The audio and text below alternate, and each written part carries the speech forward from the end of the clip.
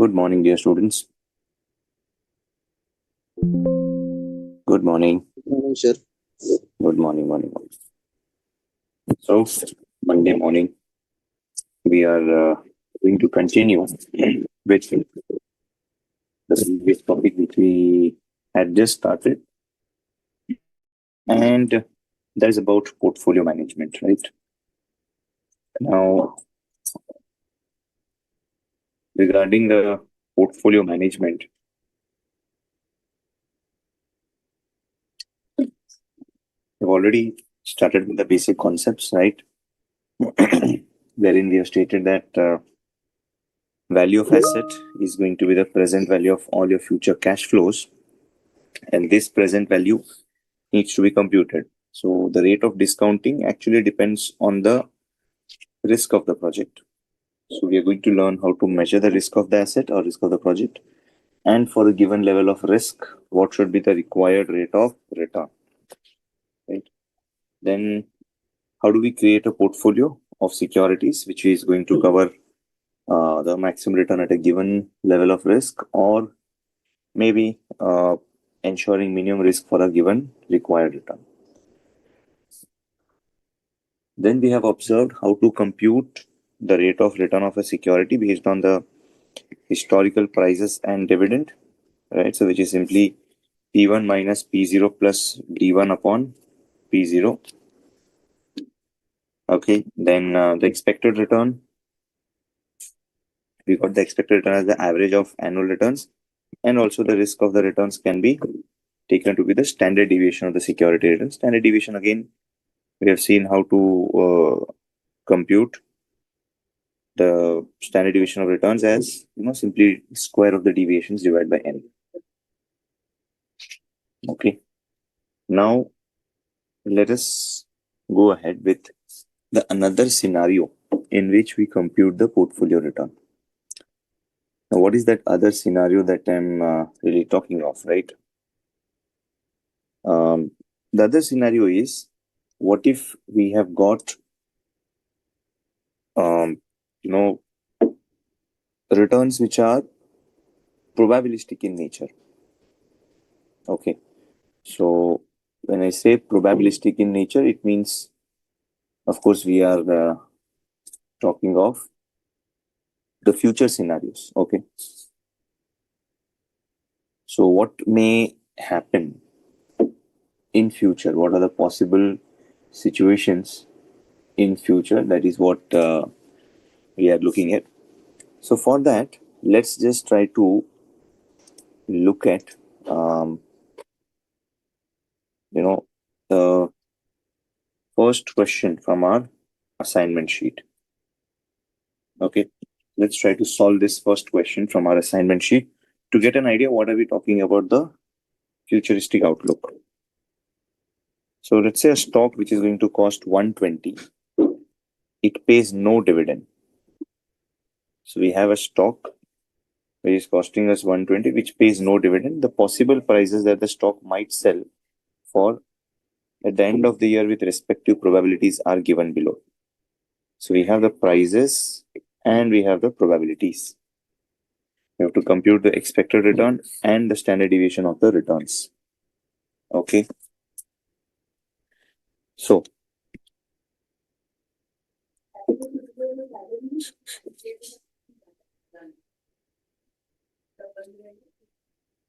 okay. So we have the current market price, which is the ongoing market price as 120. Price and the probability is given to us. So prices are 115, 120, 125, 130, 135, and 140. So probabilities are 0.1, 0.1, 0.2, 0.3, 0.2, and 0.1. So these are the possible scenarios, guys, which means the current price is 120. the price may become next year 115 with a probability of 0.1,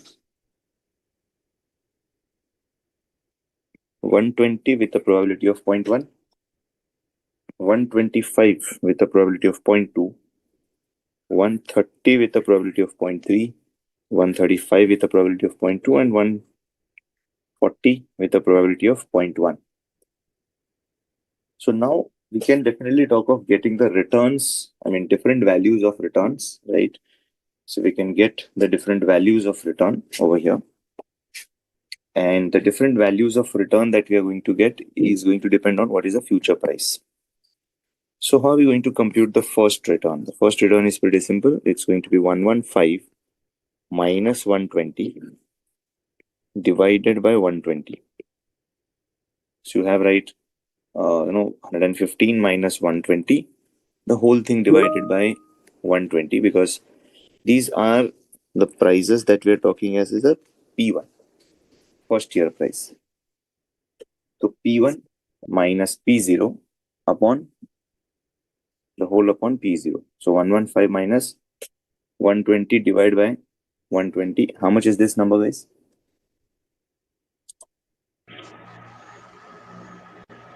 Minus 120 divided by 120.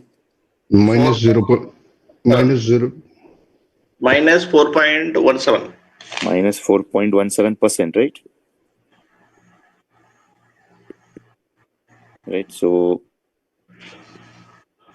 minus 4.17, right? Or you can obviously say we are going to, let's say, further multiply this by 100 to make it like 4.17%. Okay, so returns are in percentage term. So one of the possibilities is that we may earn 4.17% negative return minus. Okay, so if the price turns out to be 120 exact, then what will be the return, guys? 0. 0%. Obviously 120 minus 120 upon 120 all into 100, that's going to be 0. Same way, can you tell me the percentages for the other prices? So if it's 125, what's the expected return at that time? Sir, 4.17 positive. 4.17 positive. Then at 130, 130 minus 120, the whole divided by 120. 8.34%. 33%. 8.33%. 33. Then 135 minus 120, the whole divided by 120. 12.5%. 12.5. 12.5, okay. Then 16.67. 16.67, okay. So what we observe is, sir, we can get the rate of return, ranging from negative 4.17 till 16.67%. And each of these returns are having the respective probabilities. So if I ask you, how much rate of return are we going to expect? The expected rate of return. What is going to be the expected rate of return? Expected rate of return is summation of probability multiplied by returns. Right? Summation of probabilities multiplied by returns. So we just need to multiply the probability with the return. Right? So probability multiplied by return. Just get the multiplication done, probability into return. And then we need to just take the total of it. Yeah. So just do this calculation, guys. Probability into rate of return and give me the total value. Because that is what we will expect. We are expecting the weighted average return of the possible returns, right? So get the weighted average return, guys. Multiply probability with the rate of return.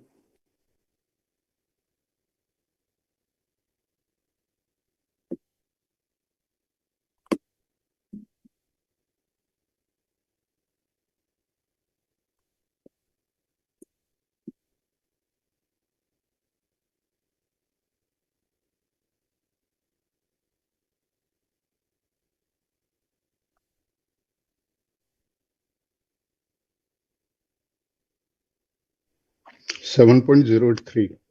7.083. Okay. 7.08%. Right. So this is 7.08% is the expected return. So we expect on an average 7.08%, right? So expected rate of return is summation of P into R, which is 7.08%, right, guys? Now, the question asks us to compute the expected return, also the standard deviation. So the standard deviation is going to be one of the measures of the risk in the particular security. So how do we measure that standard deviation? We have done that in the topic of the advanced capital budgeting, which we're definitely going to repeat over here. So how do we get the standard deviation? Now for standard deviation, we need to take return minus average return, right? Return minus average return, or you can also say return minus expected return. Okay, return minus expected return. So just taking the deviation, which is return minus expected return. So this is minus 4.17 minus this return, right? So same way, 0 minus this, 4.17 minus this.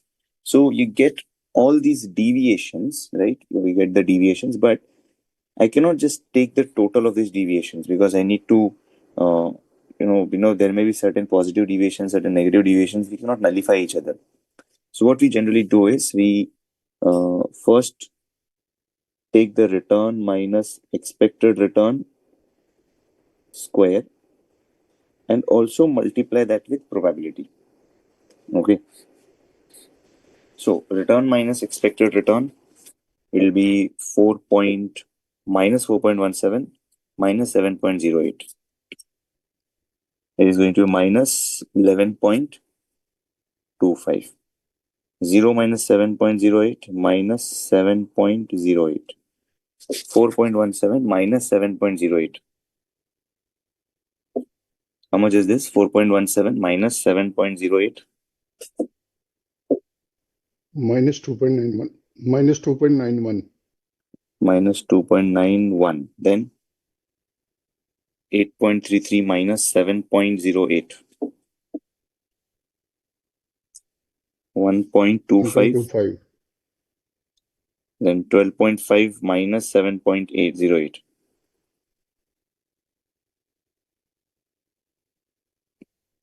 4.42. 5.42.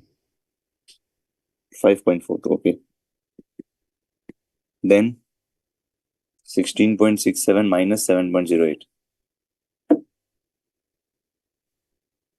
9.59. 9.59. 59. Okay. Then to calculate the standard deviation, what we need to do is we take the square of this and further multiply by the probability.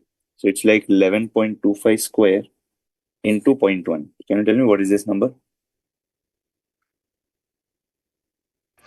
1.27. 11.25 square into 0.1. We have to scare it also, no? 12.65. How much? 1.27. 1.2. 12.66. 12.66. Okay. Same way, get the total of all of them and give me the final total. Get the numbers and give me the final total, guys.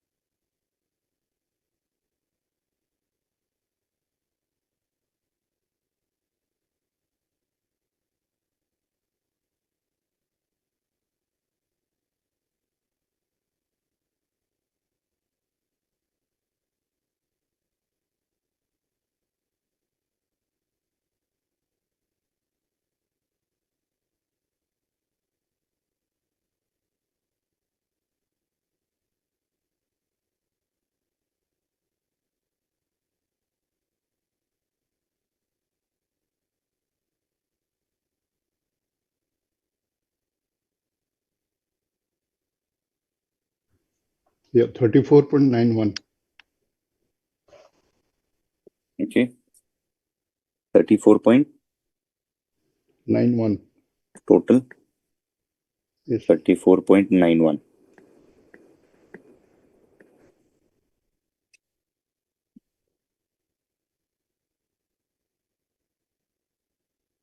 Did we get it? 34.91.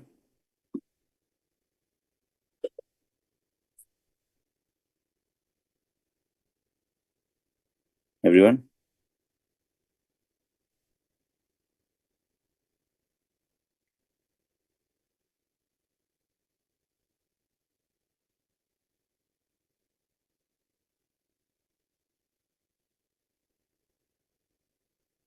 Can you confirm? Is this the one that everyone is getting?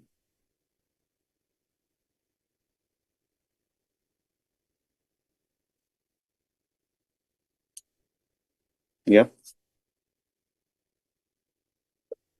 Okay, fine. So if it's 34.91, then how do we get the standard deviation?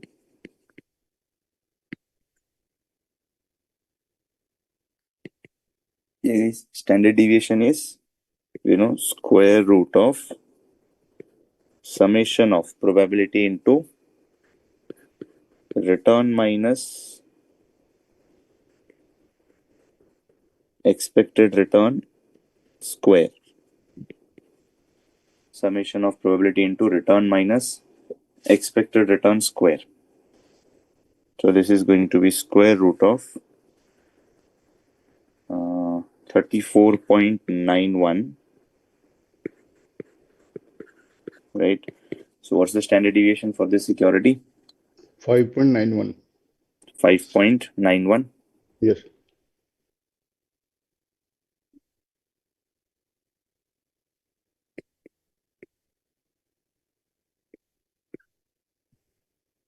Okay, so that's 5.91. Okay. Did you get this, everyone? Yes, sir. Yeah. Okay. So this is how we get the expected return and the standard deviation, right? For a possible scenarios that we observe, right? Now,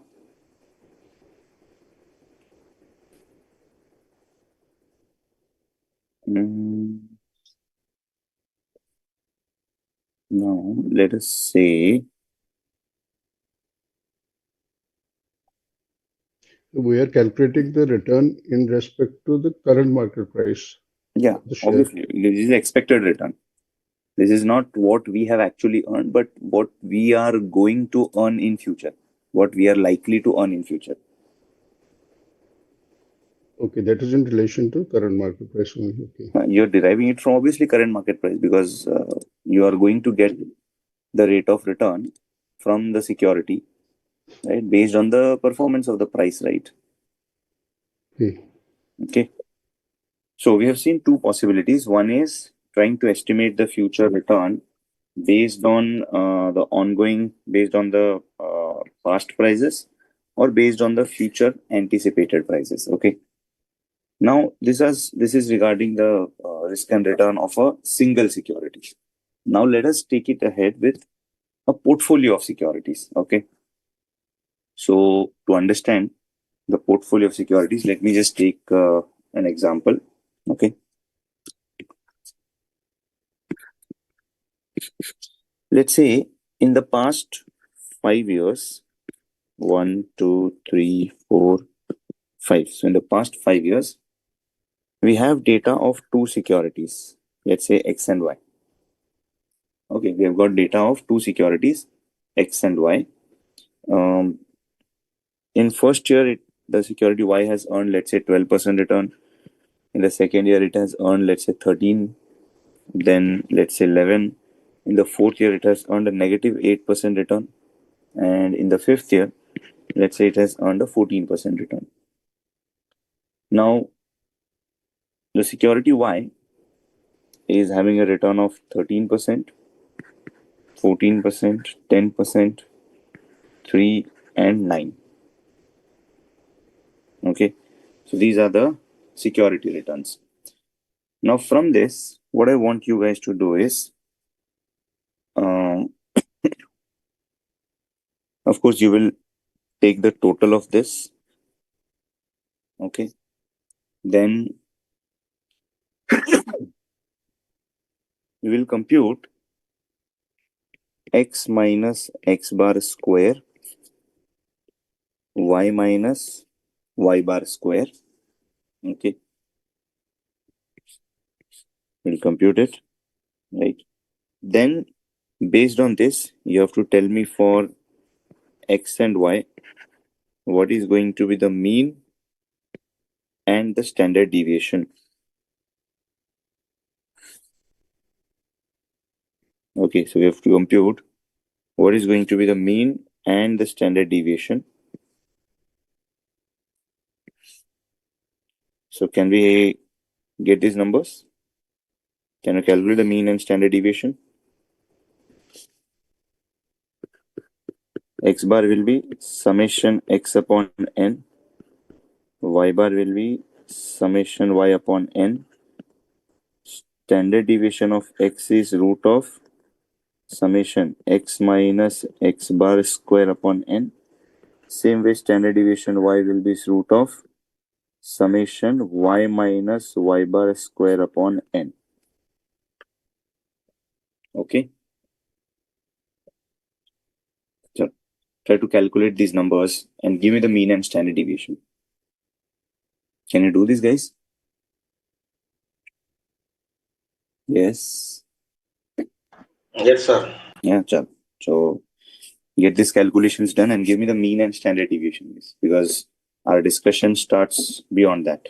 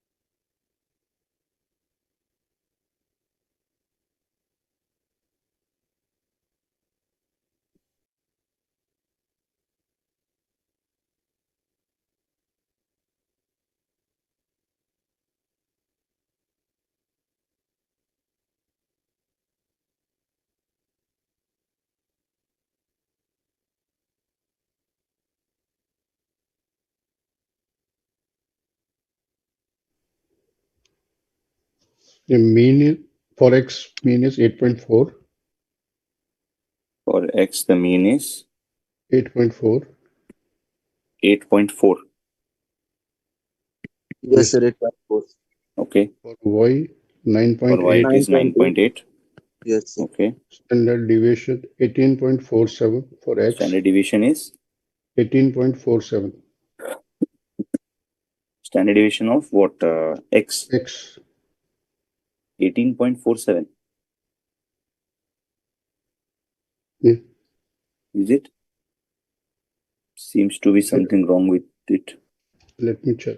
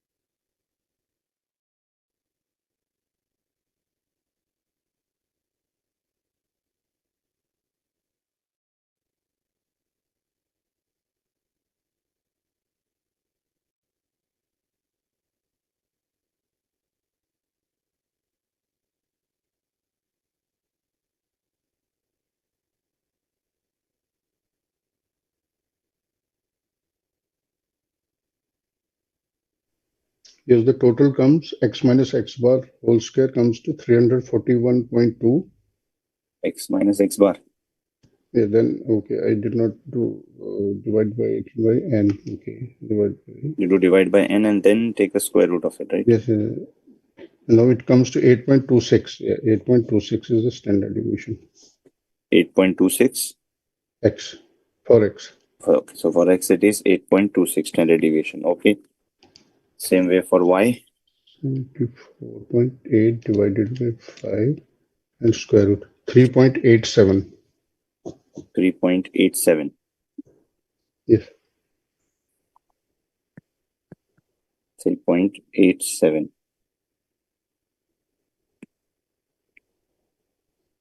Okay.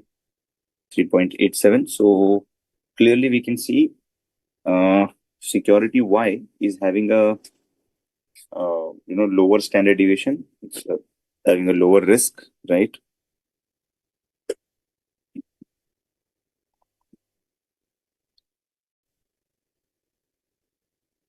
Correct. Now, we are not looking at individual security risk and return. We are looking at the portfolio. So if you look at the portfolio thing, let us assume that weight of x is, let's say, 0.6, weight of y is, let's say, 0.4. So 60% of the money is put in x, 40% of the money is put in y. Okay. So if I ask you what is going to be the return of the portfolio, what is going to be the return of the portfolio? So how do we get this return of portfolio? Return of portfolio will be obvious. It is weight of x into return of x plus weight of y into return of y. Right? So this portfolio in the first year would give you how much return, guys? It's going to be 60% of 12, right? Because on that 1 rupee, you're earning 12% return, plus the remaining 40%, you have 13 return. So what's the return of portfolio in the first year? What's the return on portfolio in the first year, guys?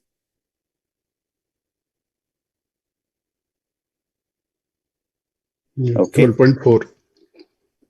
How much? 12.4. 12.4. 12.4. Yes, sir. 12.4. So that's 12.4 in the first year. Same way, what's the return in the second year?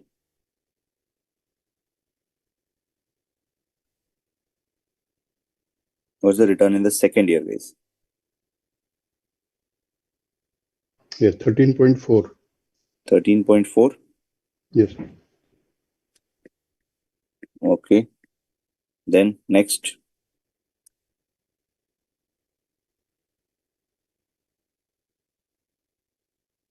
10.6. 10.6. Yes. Perfect. Then next one.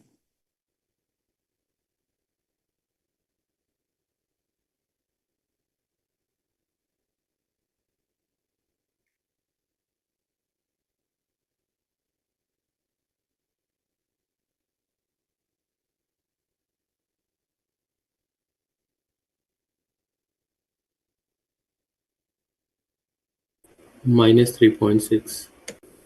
Minus 3.6. Okay. Then the last one. 8.4. 8.4. Yes.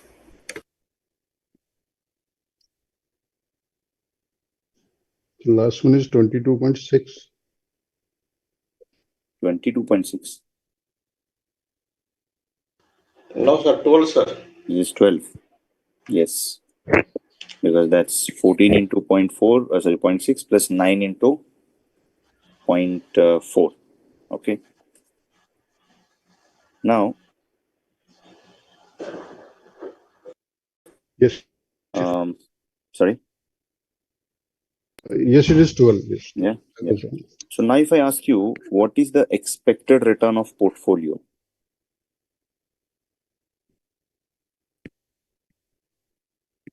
Expected return of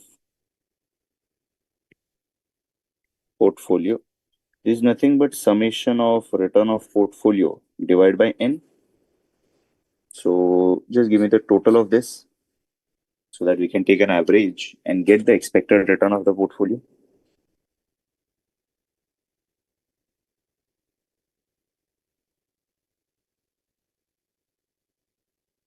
Yep.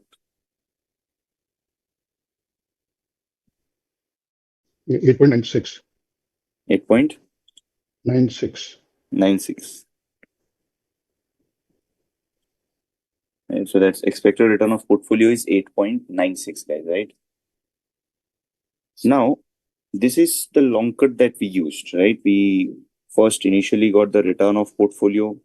Then we, took the average of all of that. So we're getting the expected return of the portfolio. If you look at another way or possibly a shortcut, expected return of portfolio. Expected return of portfolio is weight of X into average return of X and weight of Y into average return of Y. Or to put it other way around, weight of X into expected return of X plus weight of Y into expected return of Y. How much is this, guys? Weight is, can I say weightage of X was 0.6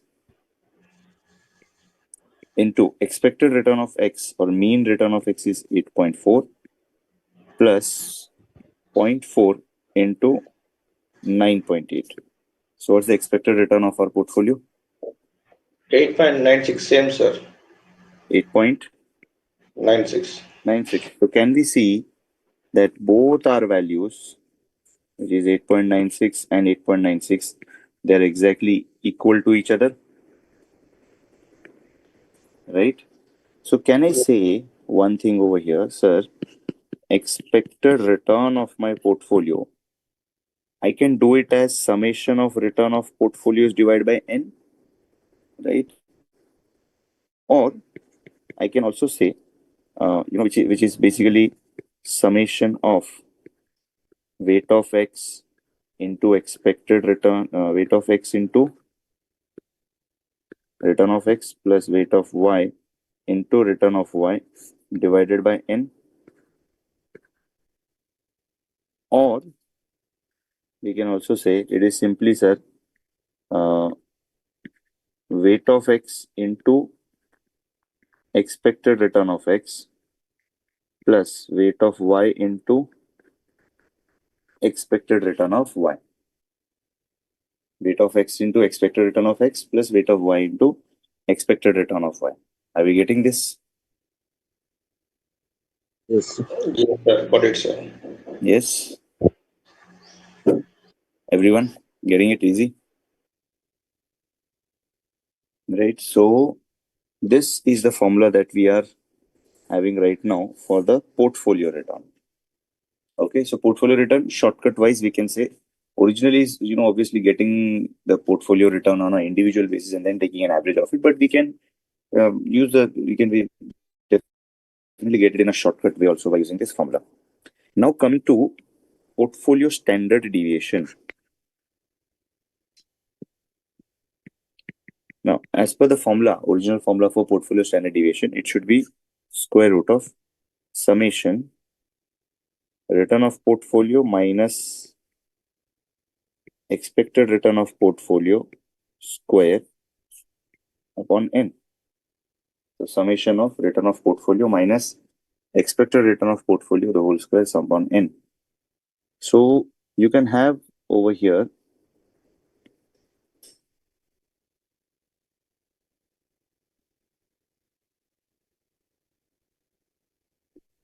return of portfolio minus expected return of portfolio square,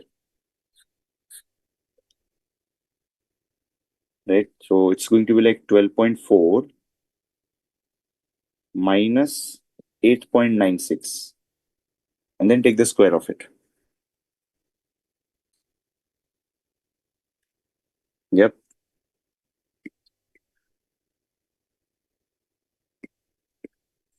You can do that part. So this is going to be calculated as 12.4 minus 8.96 square. What's the value over here is? 11.83. So, okay, what is 11.8. 11.83, right? So can we get each of the deviations and then put it in this portfolio standard deviation formula also? Can we do that? Yes, sir. Yeah. So just give me the portfolio standard deviation by using the returns of portfolio.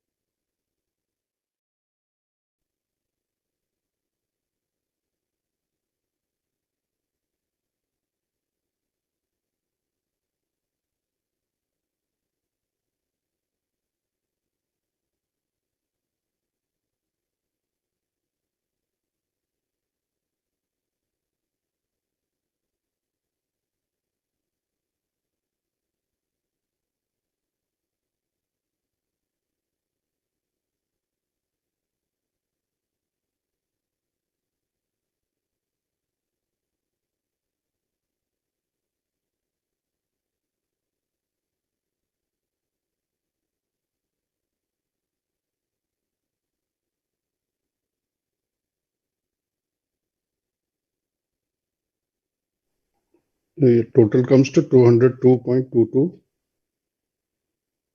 Total is 202.22. Yeah.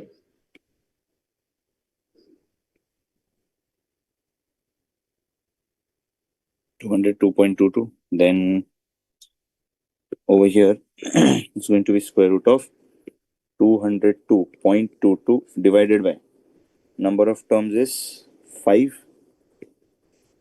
Right, so 202.22 divided by 5 and then take the square root of it. 6.36. How much? 6.36. Portfolio standard deviation 6.36.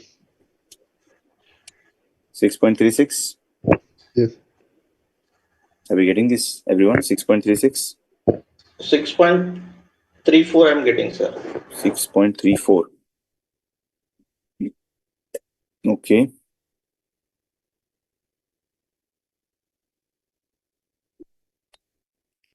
6.34, 6.36. Okay, that's fine. Some rounding of error, it's accepted. Now, just try to test whether this is going to work with the shortcut as we did for the portfolio return. So standard deviation of portfolio, so just check whether it is working like weight of x into standard deviation of x plus weight of y into standard deviation of y. So weight of x is 0.6 into standard deviation of x was 8.26 plus 0.4 into standard deviation of y is 3.87. Okay, so give me the standard deviation of portfolio numbers. 6.50. 6.50. 6.50. 6.504. Yes. Okay, 6.50. So are we getting the matching number? No, sir. There is a difference. There is difference. So which one of these two would you agree to be correct? 6.36. Which one of these two would you agree to be correct? 6.36. 6.36? Yes, sir. Why not 6.50? Just because it is shortcut? Just because No. it is shortcut, you are saying it is incorrect? No, it's not like that, sir. But that we actually is derived from the real working. So Okay. from where I am coming to say 6.36 is correct. Okay. So you're saying that 6.36 is correct from that point of view, right? Yes, sir. Okay. Okay. Well, yes, guys, this is 6.36 is the correct one, and 6.50 is not the correct one because actually the shortcut doesn't stop over here. Okay. So the real shortcut or the actual shortcut for standard deviation of portfolio, the real shortcut for standard deviation of portfolio, it is like this. See, square root of weight of x square into standard deviation of x square plus weight of y square into standard deviation of y square plus 2 into weight of x, weight of y, standard deviation of x, standard deviation of y, and correlation between x and y. So there is some correlation which is playing a role between both the securities, the correlation between x and y, which is also determining the standard deviation of the portfolio. Okay. So what we need to essentially understand is that there is some correlation which is coming to play. Now, I'm definitely going to derive this formula for you guys. Okay. So don't worry about that. We'll be deriving this formula because when you have two securities or more than two securities in your portfolio, they are going to correlate with each other, right? Their movement is going to be somewhat correlated. Something may increase or decrease. They may be moving together. They may be moving in the opposite direction also, right? So before I actually derive this formula, we need to understand, something called as the correlation, because unless and until we understand something called as correlation, we will not be able to, essentially calculate, we will not be able to, really derive what we are really thinking of. Okay. So let me just take up the concept of correlation first, and then we will revisit this formula. Is it okay, guys? Is it fine? So let's first understand the correlation formula, and then we will revisit over here. Now, to understand this correlation formula, let me just take up this data again.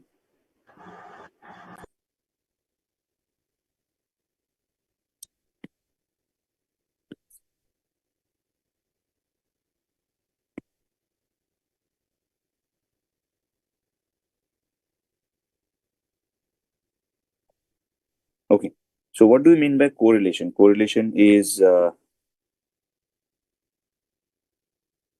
the degree of relationship, the degree of linear relationship between two variables. Okay.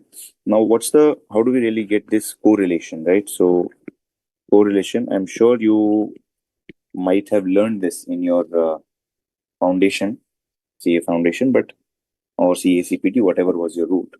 So, the correlation is simply going to be covariance between x and y upon standard deviation of x, standard deviation of y. Right? So, what do you mean by this covariance? See, look at this covariance formula. The covariance formula is summation of x minus x bar, y minus y bar upon n. So this covariance formula of summation x minus x bar, y minus y bar, it means you're looking at the joint deviation of x and y. We are looking at the joint deviation of x and y, and we're taking an average of it.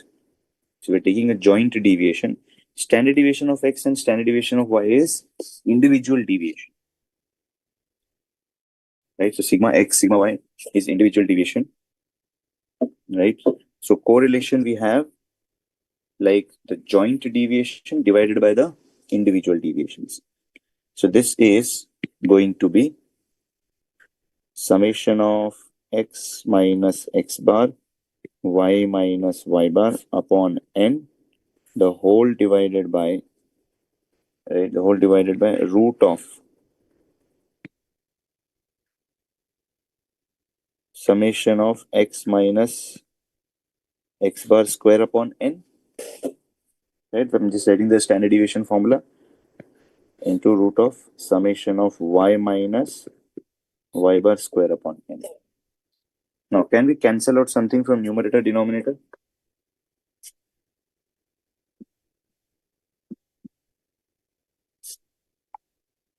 Can we cancel out certain things from numerator and denominator? N. Of course, yes. N. This n and denominator square root of n gets cancelled. Right? So what we're left is, just summation of x minus x bar, y minus y bar upon root of summation x minus x bar square and root of summation y minus y bar square. Okay. If we just, open up these brackets, the brackets get opened up and we try to solve it, we get it like this: summation of n summation xy minus summation x summation y, the whole divided by n summation x square minus summation x the whole square, and this is going to be n summation y square minus summation y the whole square. Right? This is the formula for getting correlation. Now, one more thing that I would like to highlight over here is standard deviation of x. We know it is square root of summation x minus x bar square upon n. But we also have an alternate formula for standard deviation. Again, if you just open up this bracket, like this is what? A minus b the whole square, right? So when you open up its bracket, this formula further gets simplified to summation x square upon n minus x bar square. Okay, so this further gets simplified in this particular manner. Okay, now, so over here we have this particular, final formula for calculating the correlation. Right, so correlation is what we are looking at: how both the variables are moving together, and divide by what is their individual deviations, how they are moving in isolation and how they are moving together. Okay, so this is the particular final formula that we're looking at for correlation. So for this given data, let us compute the correlation. Now, to compute the correlation in this formula, as we observed, what all values do we need? So essentially what we need is summation of xy Summation of x and y, we anyways have got it. We need x square, y square, and xy. So we need x square, y square, and xy. So x square total, y square total, and xy total. Okay. Can you take the total? All three of them. Can you give me this total number? And then we will substitute over here. Can we calculate the total, guys? Yes. So you're learning the concept of correlation from the same question, and then we'll apply that into the portfolio standard deviation. Can we do these calculations, guys? And Yes, tell me these sigma total numbers. summation x square is 694. X square is 694. what was summation of x? I think it was 42 and this was 49, right? Okay. So summation of y square and then summation of xy. Let's do the calculation, guys.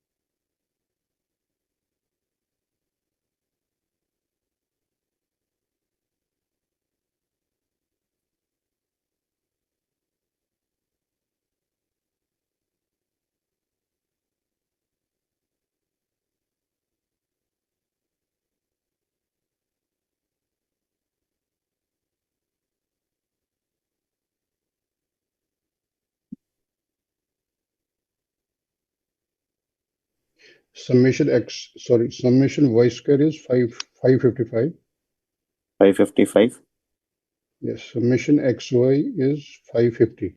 550. Okay. Now, so we have the numbers over here. Now we can substitute. So n is 5. Summation xy is what? 550 minus summation x into summation y, which is 42 and 49, right? And then divide it by square root of 5 into summation x square, which is 694, minus summation x the whole square. Summation x is what? 42. 42 square, and then this is going to be 5 into summation of y square is 555 minus summation y the whole square is what? 49 square. Okay. Sure. Now this is to be calculated. Can you just calculate this entire part and give me the correlation, guys? Calculate this and give me the value of the correlation.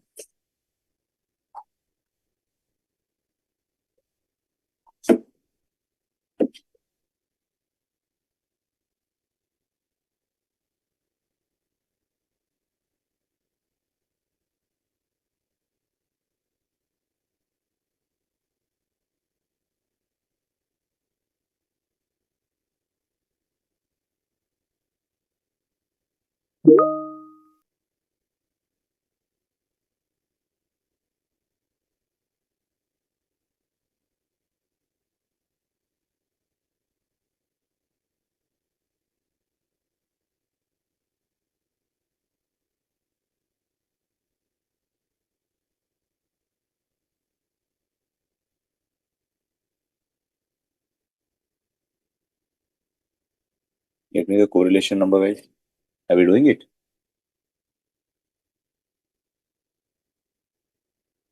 Are we doing the calculations? Yes. Yeah. Please give me the correlation number.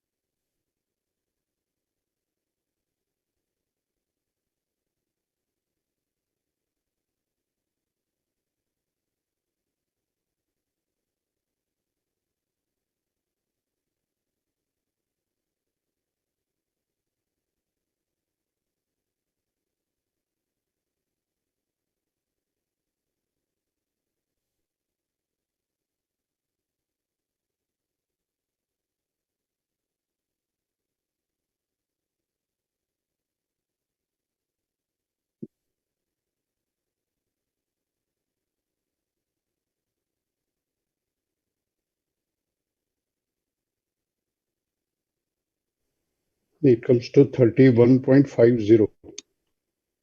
31.50. Yeah. No.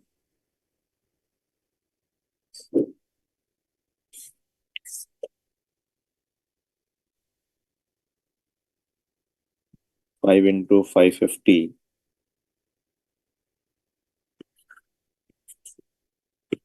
This is definitely 2750 minus 42 into 49, which is 2058 upon square root of 5 into 694, which is 3470 minus 42 square, which is 1764. Then again square root of 5 into 555, 2775. Then 49 square is 2401. Okay. So if we just solve it, that's 2750 minus 2058, which is 692 in the numerator. Then in the denominator, we have 3470 minus 1764. Then taking the square root of it. How much is this? Square root 41.30. Yes, 41.30. 41.30. And then the other side, 2775 minus 2401. Square root of it, 19.33. which is 19.34. Okay, so what is this number? 692 divided by 41.3, further divide by 19.34. Yeah, so that's 0.87. Did we get this? So the correlation is what? 0.87? Right, guys? Yes, sir. Yeah. Okay. Now, I'll just give you one more question just for practicing the correlation part. Okay. And then we'll go back to the portfolio standard deviation. So suppose we have X and Y. The numbers are 10, 13, and 9. Y is like 15, 21, and 13. Okay. Get the correlation. Now for this correlation, again, what we need is X square, Y square, and XY. We'll just substitute everything in this and try to get the correlation. So can you calculate the correlation from this data, guys? Just as we did the previous question. Yes, sir. Okay, go ahead, guys.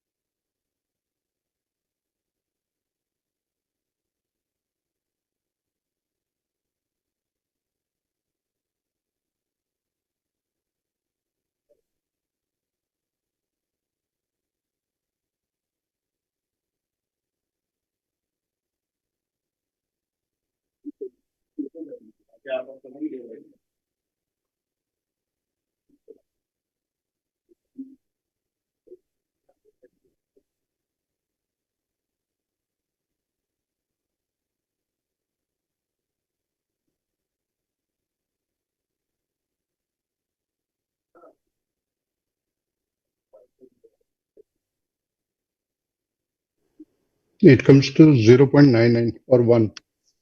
0.99. Yeah, 0.99. Yes. Is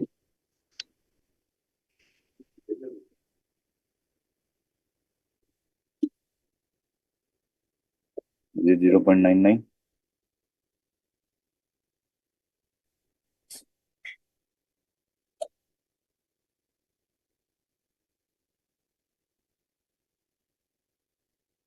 Everyone?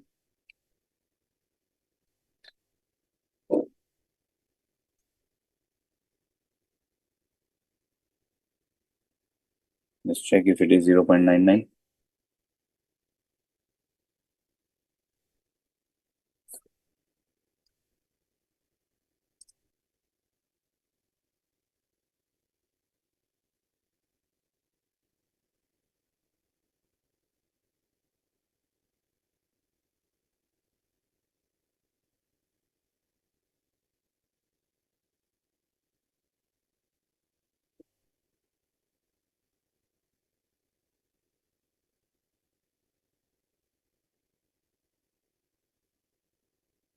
Just check, guys.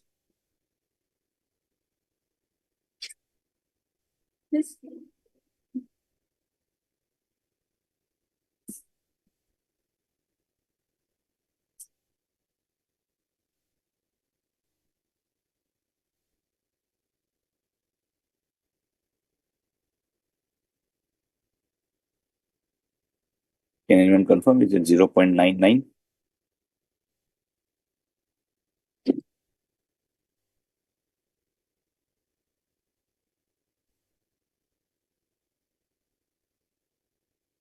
Yes.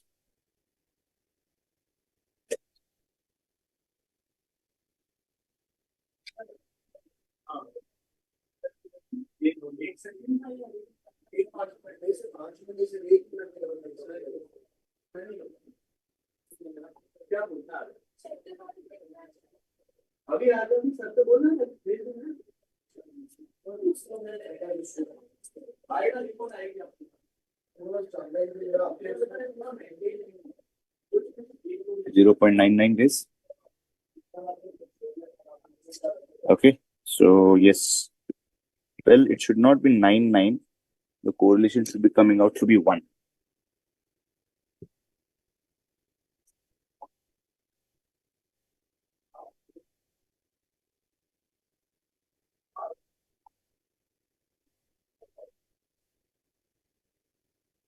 Yeah. Are we getting this?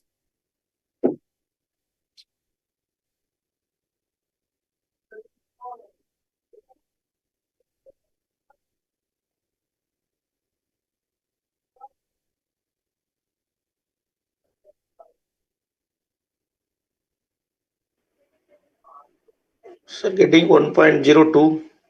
Sorry. 1.02. 4.02. No, No. sir, 1.02. 1.02. Yeah. So some rounding up error because of that square root thing can happen. But yes, we are sure that it's going to be around 1. It's going to be around 1. Okay. Now let us come back to this particular formula. How is this formula really derived, guys? So let me just try to derive it for you so that, there's no question mark in your mind as to how this formula has come, sir. Now, standard deviation of portfolio square, which is the variance. Variance of a portfolio, okay, we can get it as, just as we had the standard deviation of x. One of the formula was square root of summation x square upon n minus x bar square, right? This was one of the formula which I said as the derived form of that, because if you just expand it, you get this. Now, the variance of portfolio, same line, can we say it as summation of return of portfolio square upon n minus x expected return of portfolio square. Can we write it that way? If for x, we can write it as summation x square upon n minus x bar the whole square. Same way, we can write for return of portfolio like this.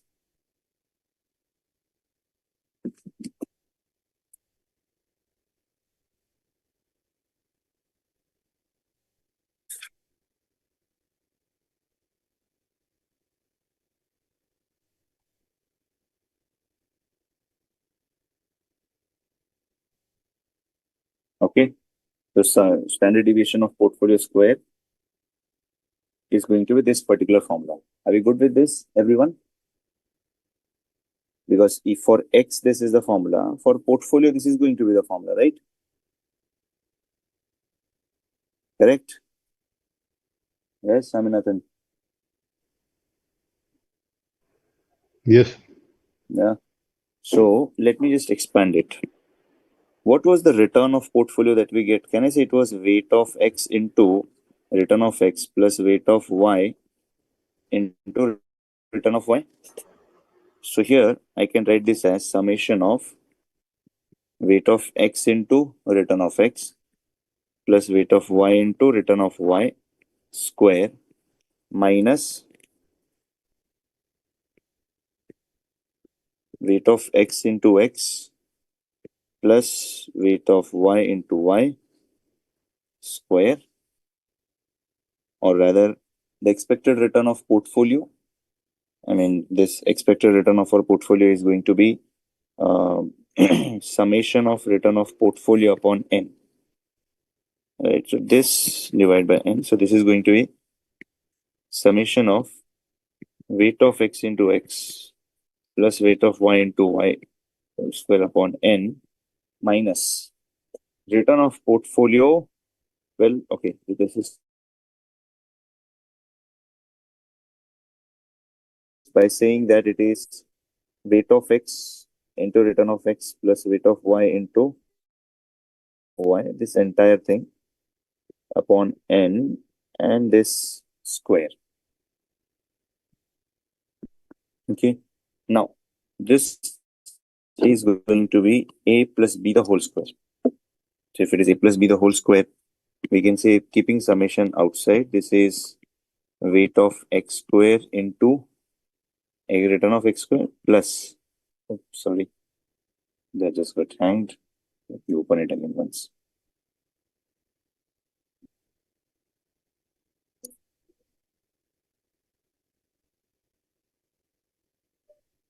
Yeah. So this is what? A plus b the whole square. Right. So let us expand it. A plus b the whole square is what? A square plus b square plus 2ab.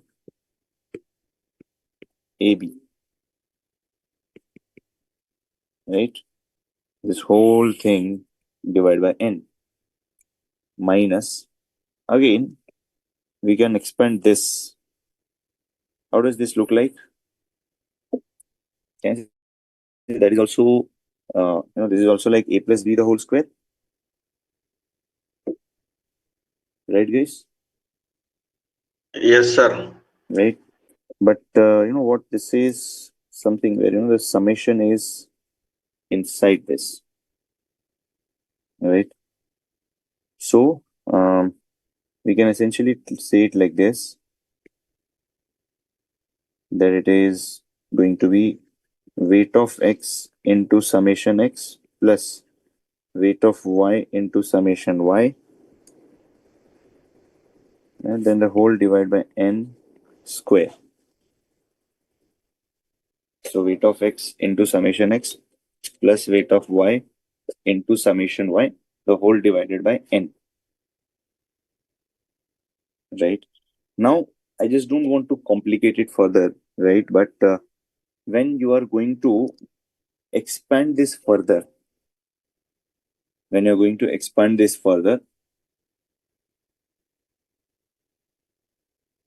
right? So that is what, one second, let's see something.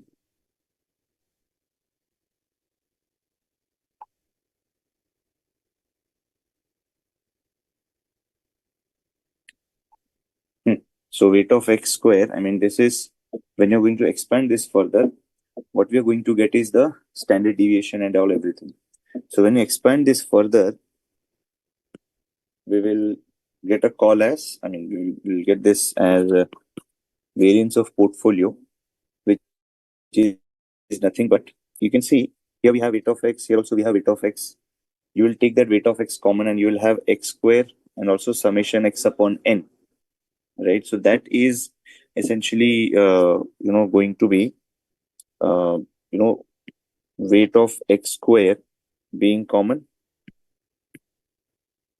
and this summation of x square and summation of x upon n the whole square, that's going to be the standard deviation, right? Plus weight of y square into standard deviation of y square will happen, and also plus 2 into weight of x, weight of y. This part of x, y, y, you can see the correlation formula that we had, or to be specific, the covariance formula. When you expand this, this becomes summation xy, this again summation x into y x bar, y bar. So such all things are going to happen. So this is going to be like 2 into weight of x, weight of y, and covariance between x and y. So when you expand this, when you solve this further, when you mathematically derive it, you get this covariance form. And this covariance, if I ask you covariance between x and y, right? To be specific, we can say, sir, correlation was covariance between x and y upon standard deviation of x, standard deviation of y. So basically, covariance between x and y is correlation into standard deviation of x, standard deviation of y. So I can say covariance is this part. So essentially, finally, the formula for variance of portfolio boils down to what? Weight of x square into standard deviation of x square plus weight of y square into standard deviation of y square plus 2 into weight of x, weight of y. Covariance between x and y can now be written as standard deviation of x, standard deviation of y, and correlation between x and y. Okay. Is this clear, guys? So this is how we derive at this particular formula. But yes, one thing I can, I haven't derived it fully because, for the lack of time, and also, it will become a bit stretched and you may get, bored out of it. So I just gave you the logic behind how is it derived at. But suppose if I tell you that correlation is equal to +1. If correlation is +1, how is the variance of portfolio going to be computed is? Variance of portfolio. Obviously, the first part, weight of x square, standard deviation of x square, plus weight of y square, standard deviation of y square will remain same, plus 2 into weight of x, weight of y, standard deviation of x, standard deviation of y. Correlation comes out to be 1.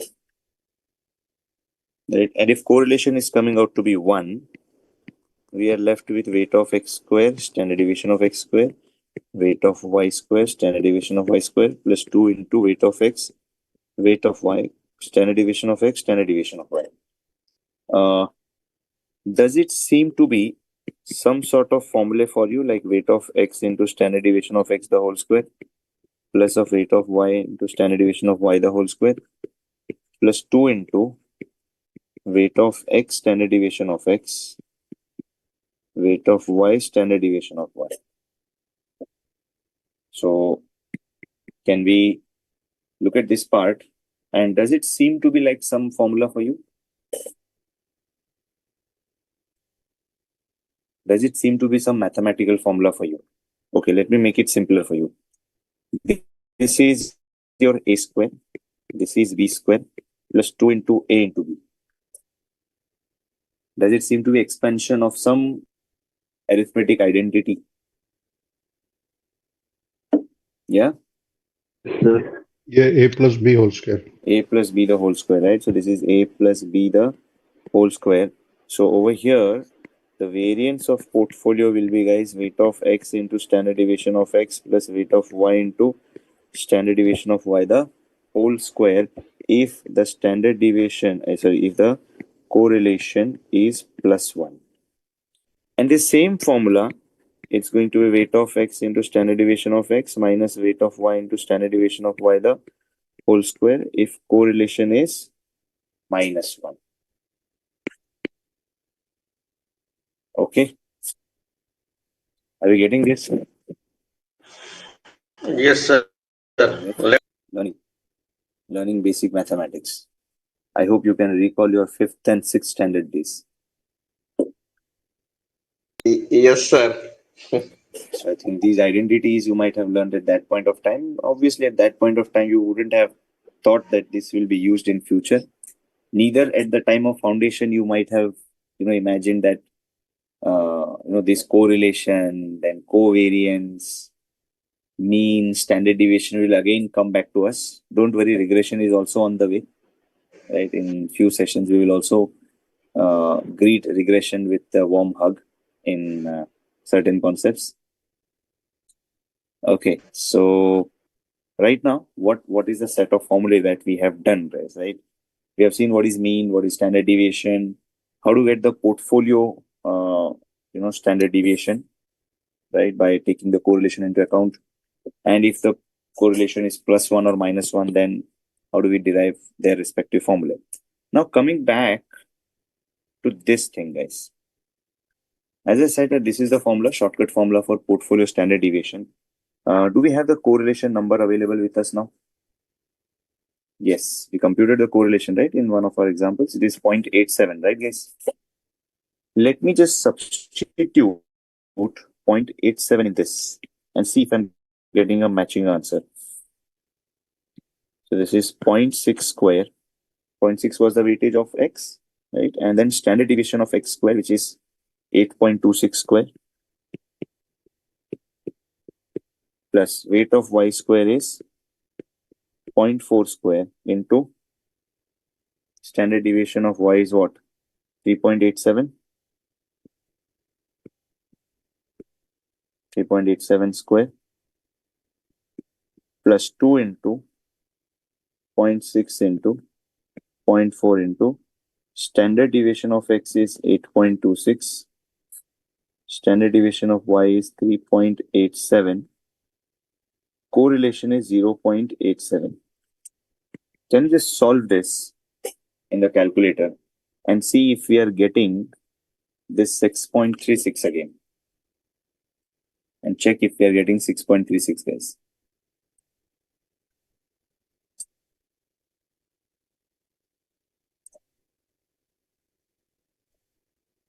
Just check for it, guys.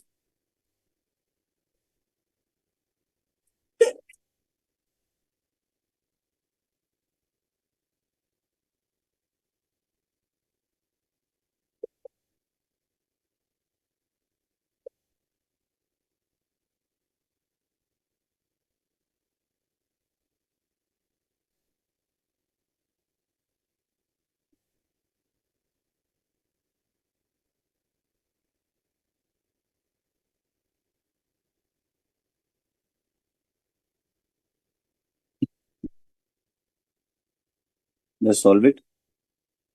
You can use the memory function of a calculator.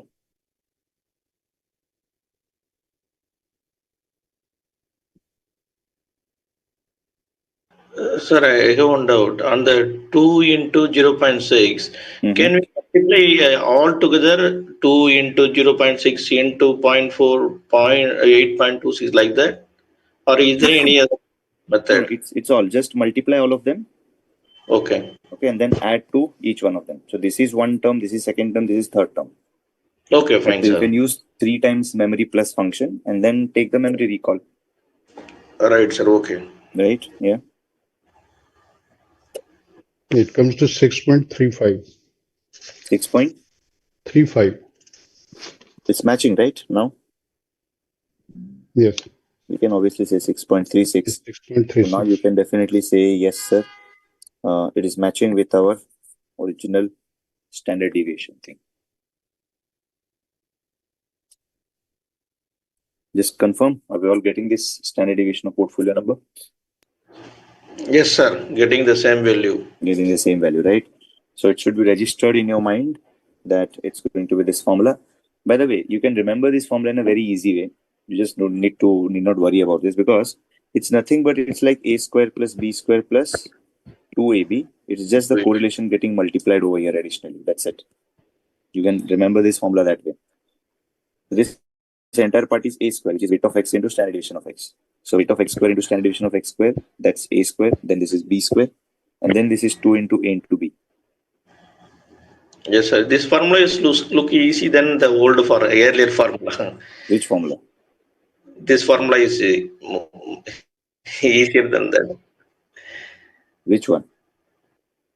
The earlier one, what we discussed, 3.6, 6.36. Okay, this one. That was the original thing, right?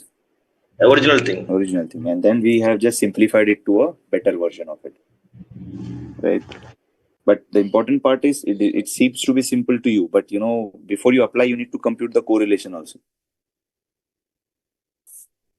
Yes, sir. That is there. So first you have to get this correlation, then only you can apply this formula. But yes, if the question is giving you correlation directly, then you need not think what is happening in the background about this. You can directly substitute the formula. Right? Right, sir. It depends on the situation. Yes. Now, let's go ahead with something very interesting. For that, I'll need your help. Can you guys just calculate certain standard deviation?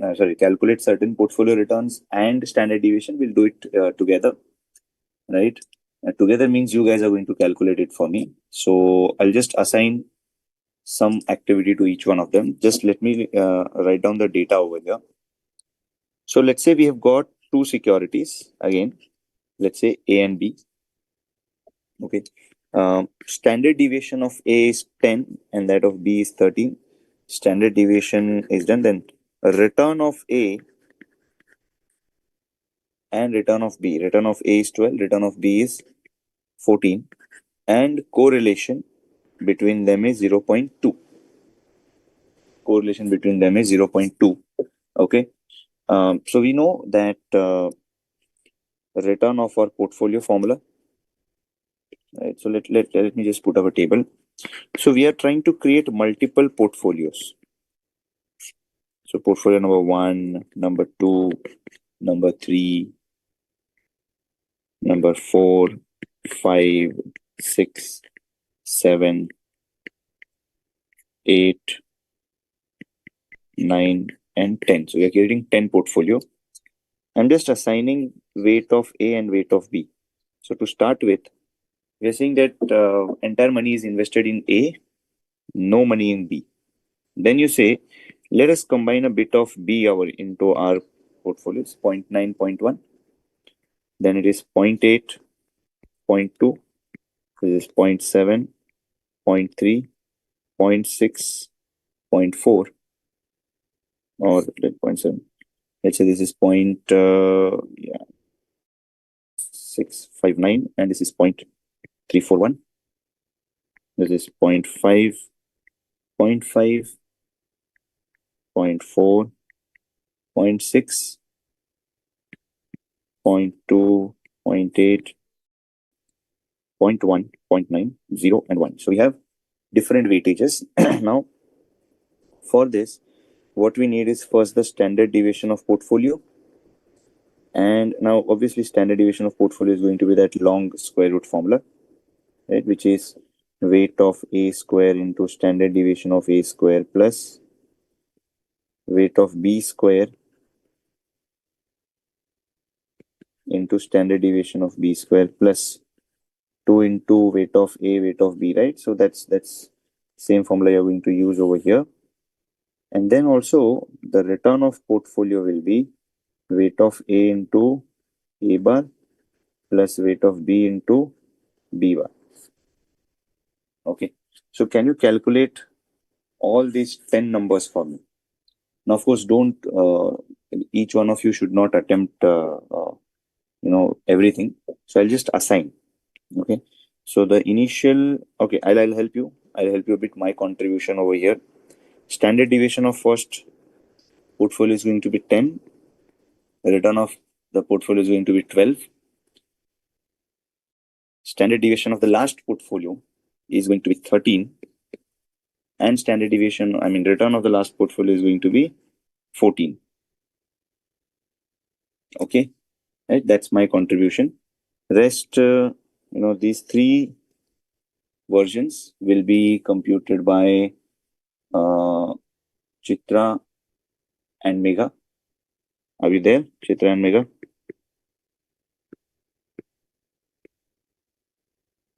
Are we there, guys? Yes, sir. Yeah. So you'll compute these three numbers for me, right? The three standard deviations and the returns. Okay. Followed by these three will be done by Saminathan and Vibhu. Can you do this, guys? Yes, sir. Yeah. And then remaining two will be done by others, like who are there? Sanjay and Udandam, yes.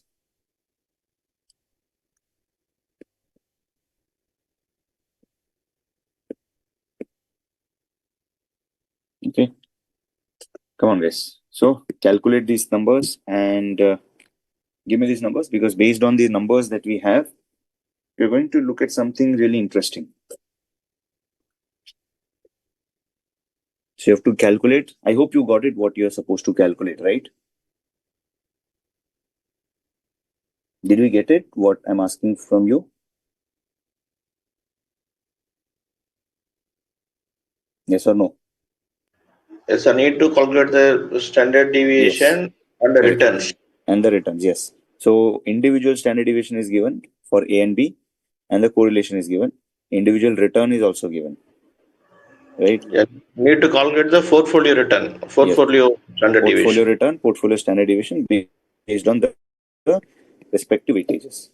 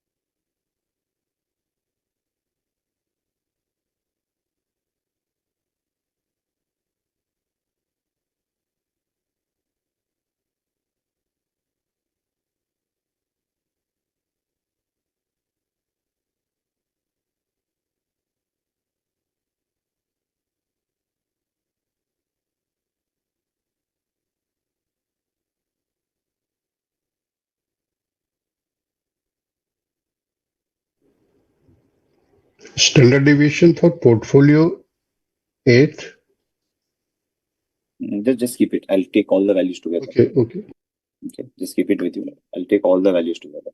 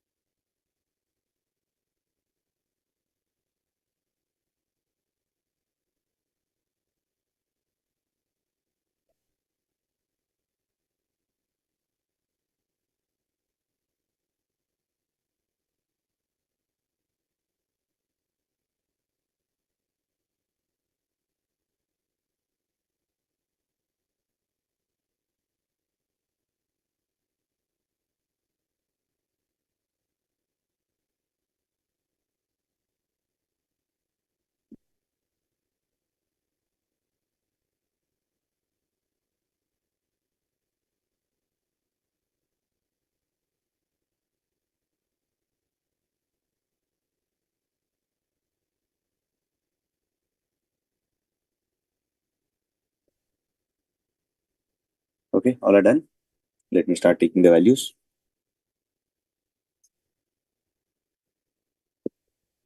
Yeah. Ninth portfolio. What's the standard deviation? 9.35. No, ninth portfolio. Okay, sorry. Ninth portfolio. Sanjay, are you there, Sanjay? Sanjay or Udandam? Yeah, 13.8. The portfolio is 6.01. Portfolio is 6.01. No, standard deviation. Yes, standard deviation is 6.01. 6.01. Yes. No.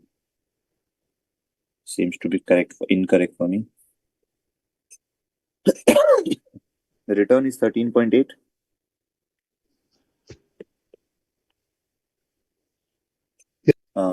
Yeah, return is 13.8. This should be 11.94. What about eighth portfolio? Yeah, return is 13.6.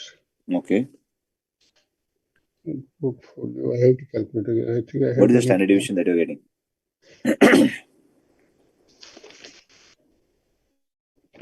I think you had said it correctly earlier. It's 7.35. No, not 7.35. I did something wrong. Let me calculate. It should be 10.98. Yes.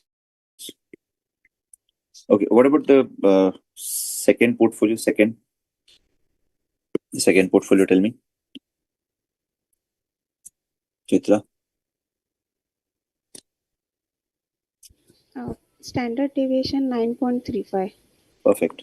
7, standard deviation 9.35. Return 12.20. 12.2. Okay. Okay. What about the third portfolio? 8.89 ST. 8.89. Then 12.40 return. 12.40. Fourth one, 8.67 8.67. and Then 12.60. 12.60. Okay. Then fifth one, So fifth one, standard deviation 7. 9.2372. standard deviation for the fifth portfolio, 0.659 and 0.341 weightage. Yes, sir. Standard deviation is for me is coming 7.94, return 12.68. Return is fine, but standard deviation is something which is wrong. Sir, for me it's 9.237. No. Okay, sir. Let me point Just- out the things, whatever we calculated, then we can go for it. Just recheck it, because it should be 0.659 square, right, into standard deviation of A is 10, so 10 square, right, plus 0.341 into 13 square, plus 2 into 0.659 into 0.341 into 10 into 13 into 0.2, and then you take a square root of it. Yes, sir. Did we do the same way?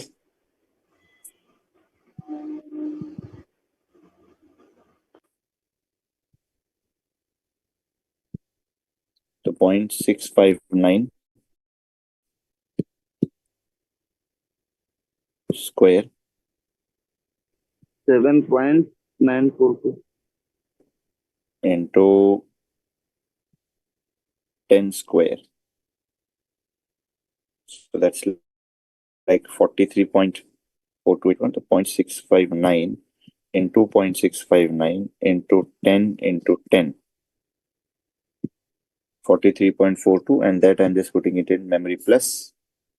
Then 0.341 into 0.341 into 13 into 13 equal to, I'm putting it in again, m plus 2 into 0.659 into 0.341 into 10 into 13 into 0.2 equal to, that's m plus, right? And then we'll do the memory recall. So memory recall is 74.76. 74.76 when I take the square root. Answer is 8.65, guys. Yes, sir. 8.65. Yes, it should be 8.65. So what mistake were you making? Or some calculation error, input Yes, error? sir. Don't worry. Input is correct, but calculation is incorrect. So when you're doing square root and memory plus, there you need to be alert. Unless and until you see the screen on the number, you should not press m plus. Okay. Anyway, so 8.64. What about the sixth and seventh answers? Sixth one, what's the standard deviation and the return of portfolio? The return on return- portfolio is 13. Return 13 is coming. Return 13. Then standard deviation.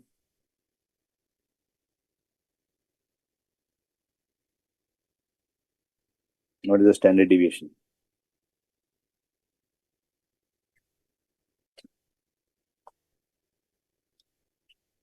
Return is 13. What is the standard deviation?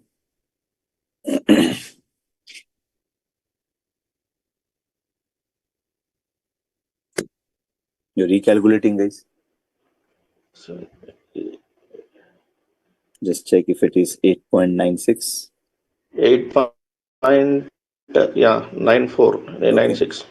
This should be 9.45 and 13.2. Yes, sir. 13.2 is written. Okay, so these are the numbers that we have for various combination of securities A and B. Any sort of analysis, any sort of insight that you can make out when you go through these numbers of risk and return. So when you're going through these numbers of risk and return, can you just think of, can you just highlight certain aspect for this? Can you highlight some aspect for this?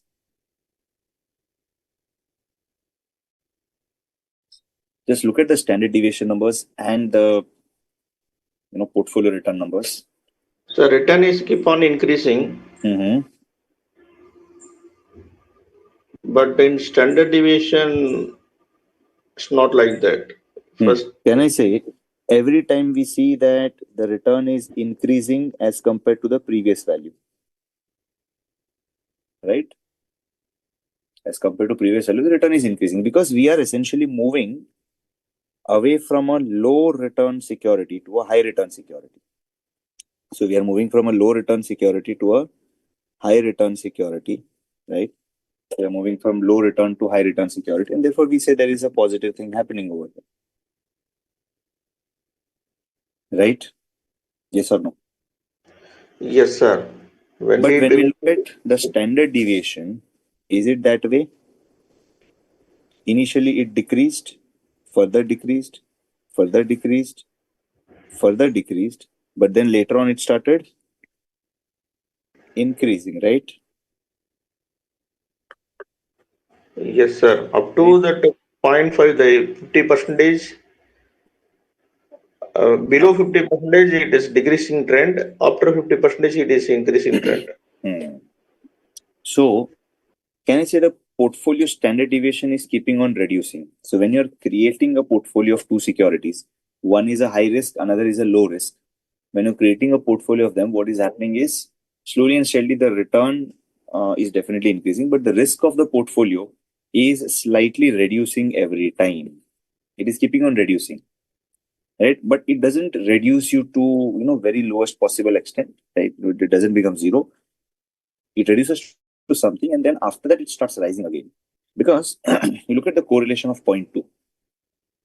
This correlation of 0.2, is actually playing a role in reducing our portfolio risk.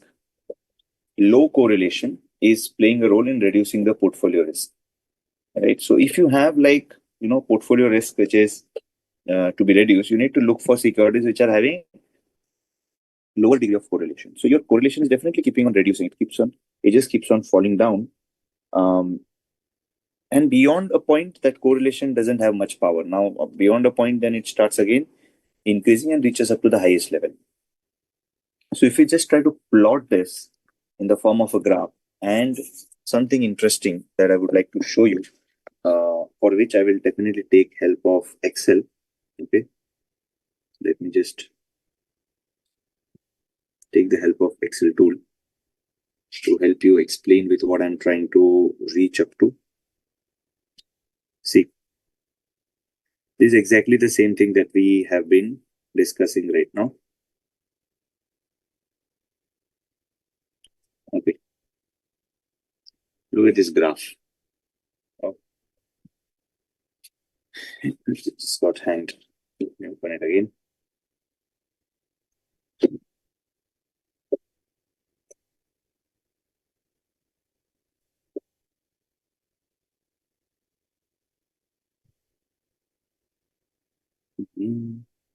What's happening to Excel?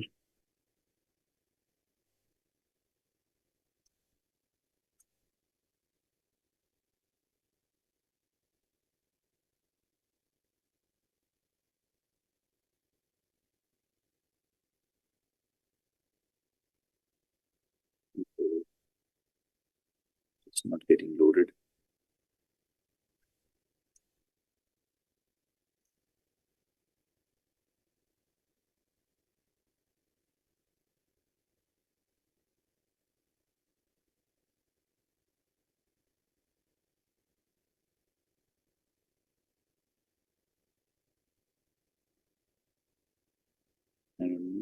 What's wrong with it now today?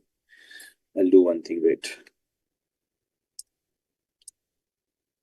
One more try, or else I'll do it from the device.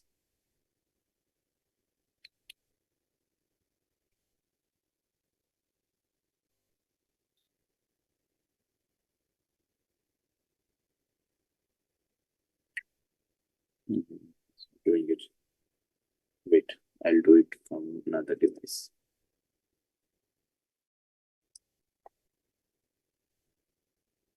Okay. Can you see the exercise? Yes, sir. Okay, see, this is the same thing that we have created right now. This is what the numbers that we have calculated. So the portfolio, and this is the graph that we have for our data. So if we take x-axis, on x-axis we take the risk, and on y-axis we take the return. So essentially what we get is, we get a curve like this. Are you able to see this curve? You can see, as we progress through, the risk rises, but the return reduces. Correct? Yes or no? Yes, sir. The risk rises, but the risk reduces, but the return increases. Because the curve takes a backward turn up to a point. So risk is getting reduced and the return is rising. Risk is getting reduced, the return is rising. And then after that, the risk starts increasing. After that, the risk starts increasing. Risk and return both start increasing. But what is interesting to know is, looking at this correlation value. What's the correlation value that we took? We consider the correlation value to be 0.2. If I just make it 0, let's say I'm going to reduce it. If I make it 0, what do you observe? Any change happening in the diagram? Yes. What Right is it? line. Can you see the curve is shifting to the left hand side? Or it is Yes. bulging towards the left hand side, right? Correct, guys? Yes, return is reduced to some extent. Now, if I make it as, let's say, negative 0.5, do you see it is further shifting to the left hand side? Yes. Minus 0.8 is again shifting. If I make it like Yes, minus sir. 1, can you see it is shifting to the very extreme extent? Yes, sir. Right? And let's say, if I just increase it to 0.8, right? Earlier it was 0.2, right? If I made it at 0.5, you can see the curve gets flattened, right? Yes, sir. Right? And at 1, you will find it becomes a straight line. Correct? So let's say at 0.2, sticking back to this. So there is this portfolio which we found. This is the lowest one. This is the portfolio weight at which the portfolio weight at which our portfolio risk is minimum. Am I right? Yes, sir. Right, this is the portfolio weight. This is the weightage at which the portfolio risk is minimum. Right. So we would definitely like to know how to get these weightages, which will ensure that my portfolio risk is minimum. Right, guys? Right. We would definitely like to know. So give us that method or the formula which will help us to create a portfolio which is having this minimum risk possibility. Now, before that, let me just visualize in front of you how the risk return numbers appear to be. Are you able to see this diagram? Yes, sir. Yes, look like group of stars. Group of stars, yes. What do you call a group of stars? There is some term, right? There is some term which we call cluster of star. Galaxy. No, it's galaxies, everything. It includes stars and planets. Yeah. The pattern of stars, they have some specific name of pattern, right? I can't recall that name. What was that?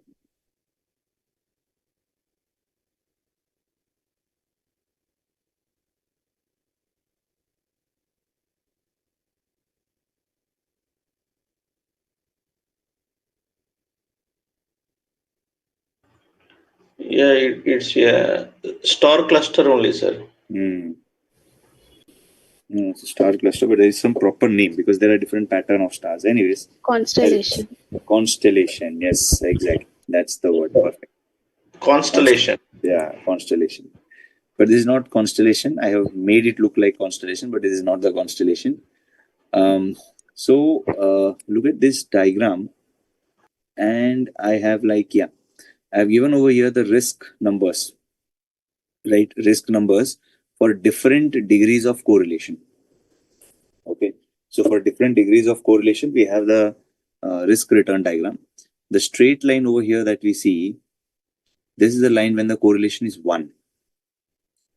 And the other line that you see, the light green on this side over here, which goes almost up to 0, that's the risk return diagram when the correlation is -1. Right? That is there when the correlation is -1. So when the correlation -1, that is the way, that's the correlation at which you can get the minimum portfolio risk.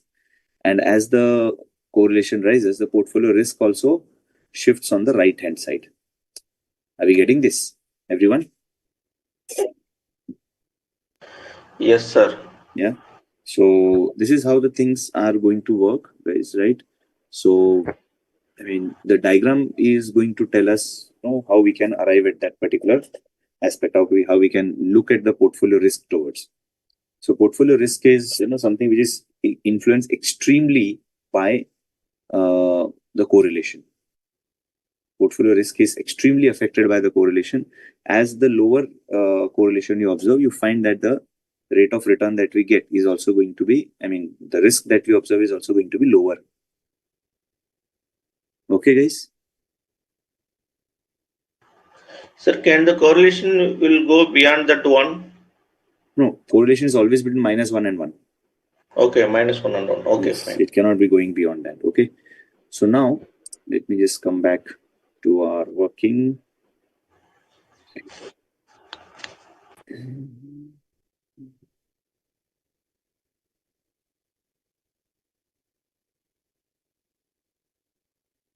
Yeah. So what we essentially observed over here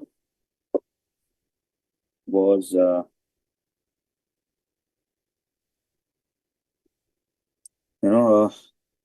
yeah, we got this diagram. I just recreate this diagram for you. So when the correlation is 1, the graph looks straight line like this for correlation equal to 1. And you know what? When the correlation is -1, it is essentially going to look like this, that it will reach up to 0 and then again rise. This is correlation of -1. The rest all numbers are in between.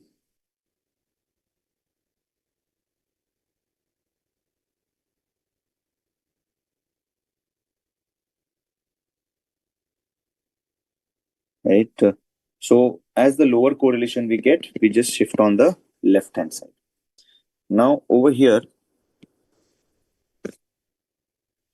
how do we get the weightages? How do we get the weightages for this corner portfolios? Right? So we should be looking at the formula to arrive at that lowest possible portfolio risk weights. Right? So we would like to know lowest possible portfolio risk weights. So what will be the weightage of A? So we are showing risk on x-axis. Yeah, risk on x-axis, yes. Okay. So we want to minimize the risk, right? So minimum risk portfolio weights. Minimum risk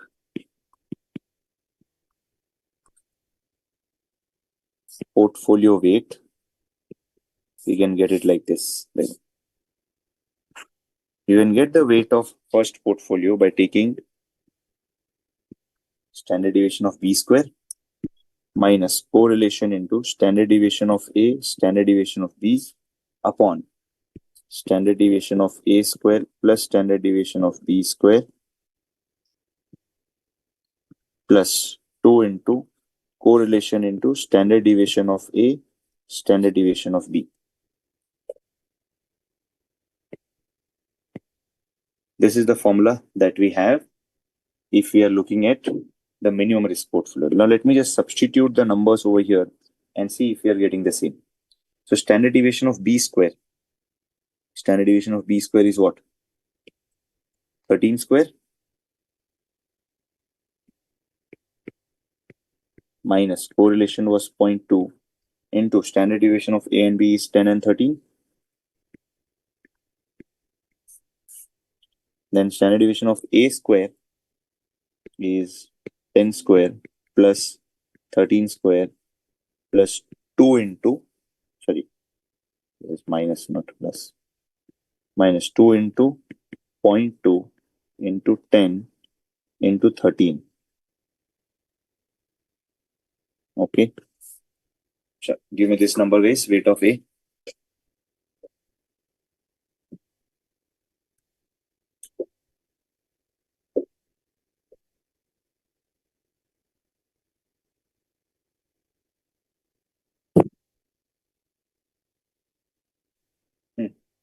Just check for the weight of A. What is this number guys? Calculate this and let me know.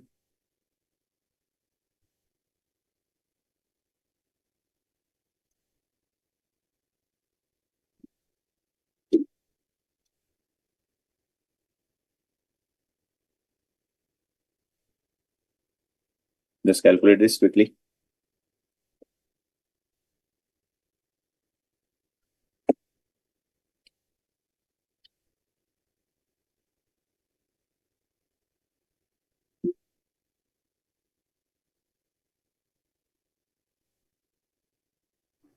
It comes to minus 1.18. Minus 1.18. Nah.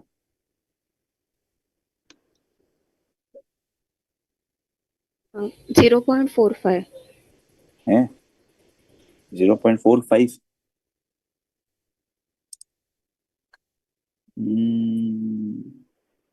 13 square minus 0.2 into 10 into 30. It comes 0.6589. Yes. This will be 169 minus 169 minus 26. Minus 26. 26 upon Whole divided by 100 plus 69 minus 52. 100 plus 169. No, beta? Minus 52. 52. Yes. So this is 135. 140. No, 143. 143. Yes. 143 divided by 217. 217. So answer is 0.6589. 0.6589.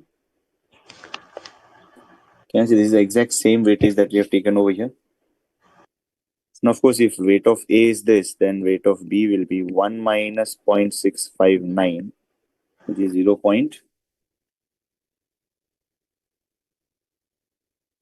What? 341. 0.341. 341. Got it? Easy, guys? Yes. Yes, sir. This formula is throwing the right answer. So we need to memorize this formula, guys. The minimum risk portfolio weight. Now again, easy to memorize. If you want weight of A, start with standard deviation of B. If you want to calculate weight of A, start with standard deviation of B, which is nothing but standard deviation of B square minus correlation into standard deviation of A, standard deviation of B. Then bring in standard deviation of B again and double the other part. You can remember it that way. So when you want to calculate the weight of A, you start with variance of B, subtract the correlation, standard deviation of A, standard deviation of B, and then divide it by the similar term by bringing in now standard deviation of A and also doubling on the other part. Okay.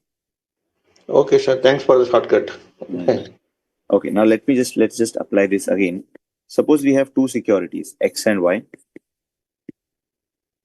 let's say the return is 13%, 17%. Standard deviation is 18%, 20%. Correlation that we have, let's say the correlation is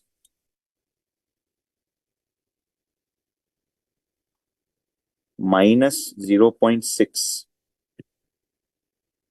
Okay. Now you give me the weight of X or minimum portfolio variance.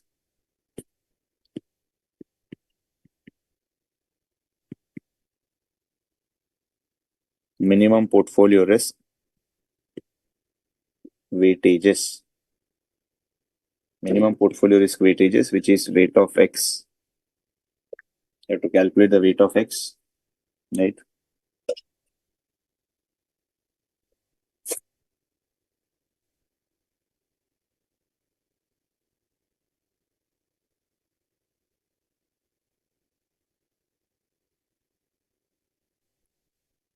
Calculate the weight of X.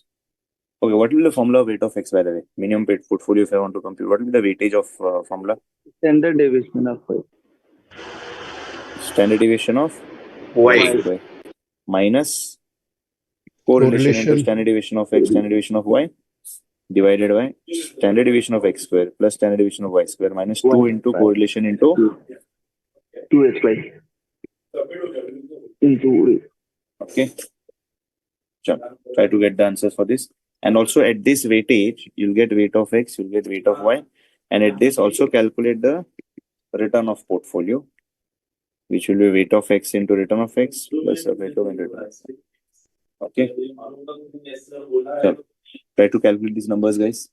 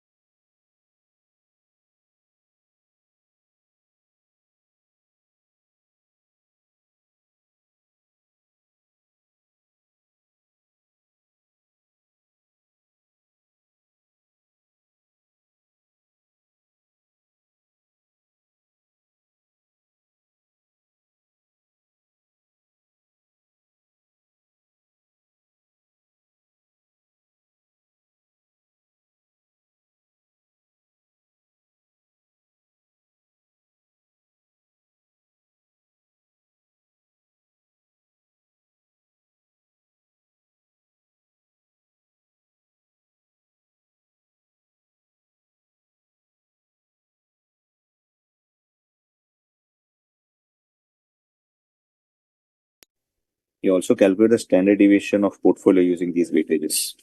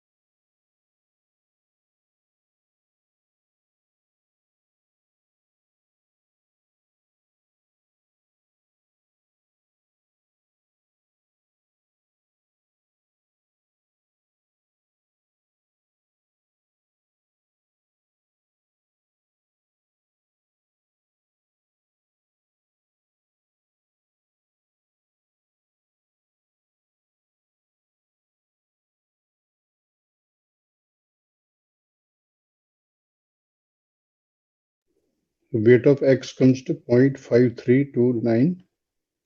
Weight of X is 0.5329. 0.5329. 0.5674.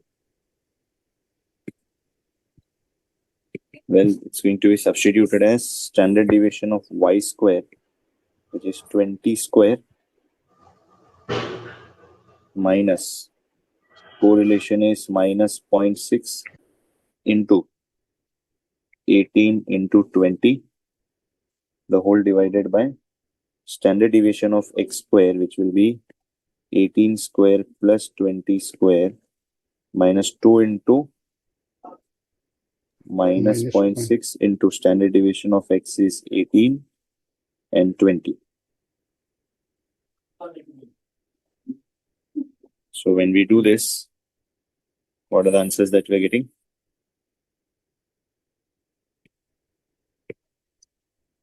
So it should be what? 400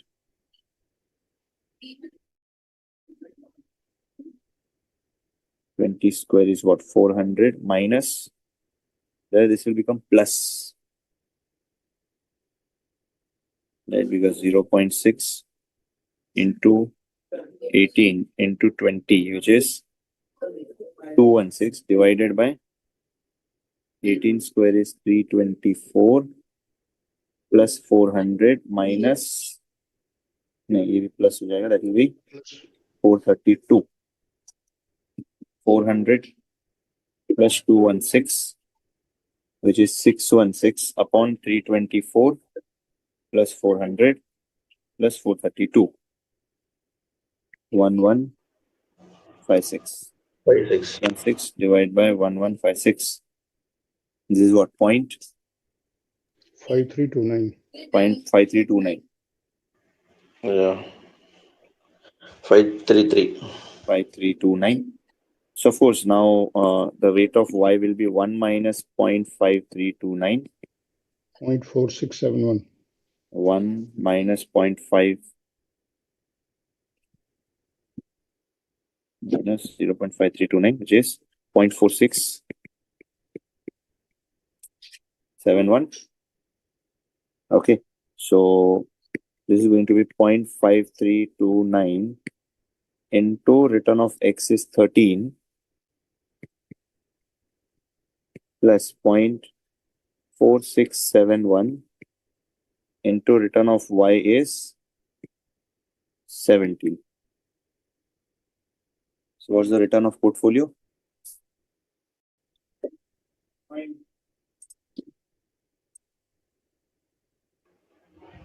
Hmm? 14.87.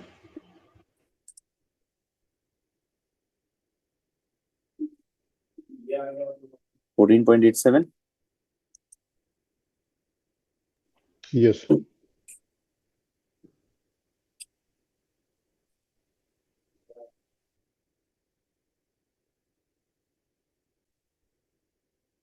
So 14.8684, that comes to 14.87. 8684. 87. And what about the standard deviation of portfolio?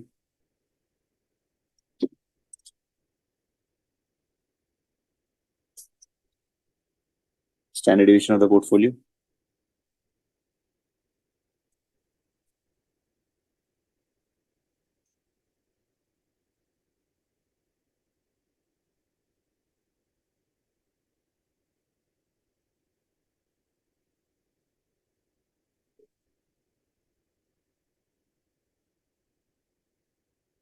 .4671 is the weightage. So standard deviation of portfolio, check if it is 8.47%. 8.46. 4746. Okay, fine. So we have done like good number of formulae.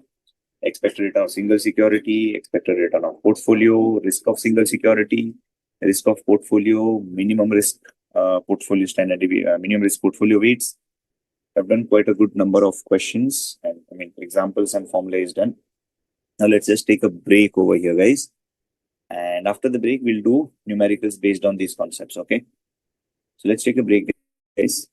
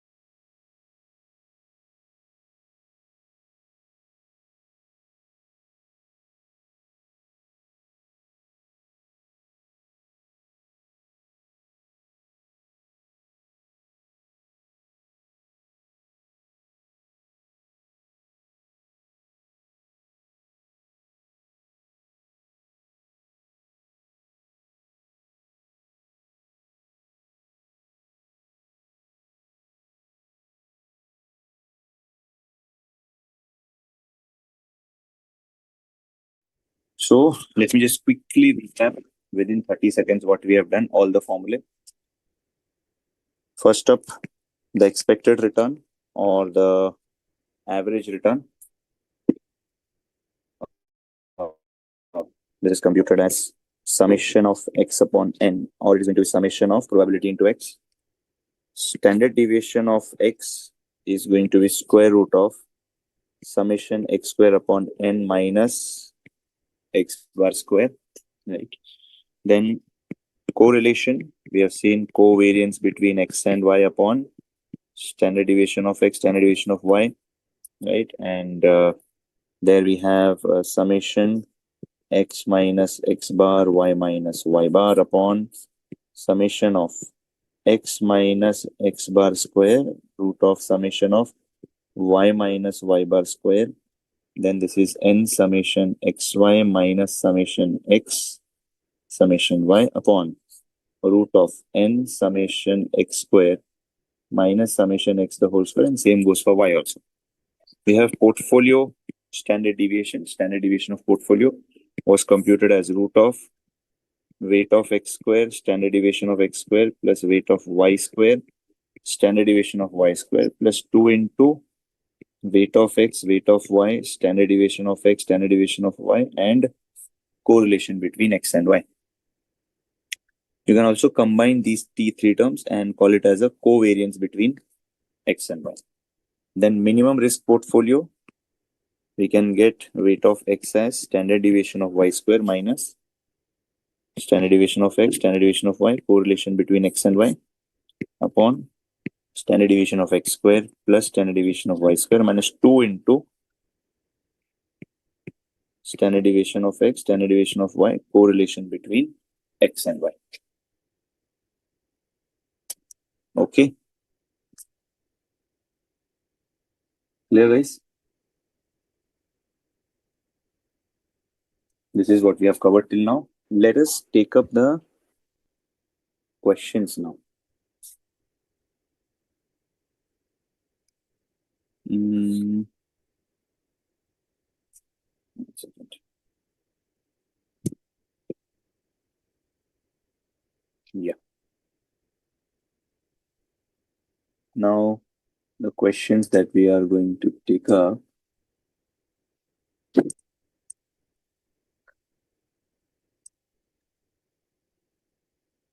Yeah, this one.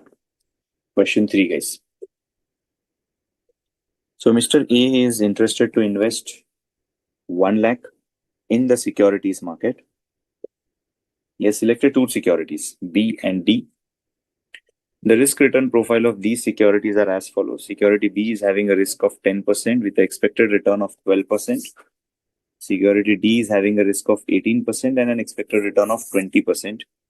Coefficient of correlation between B and D is 0.15.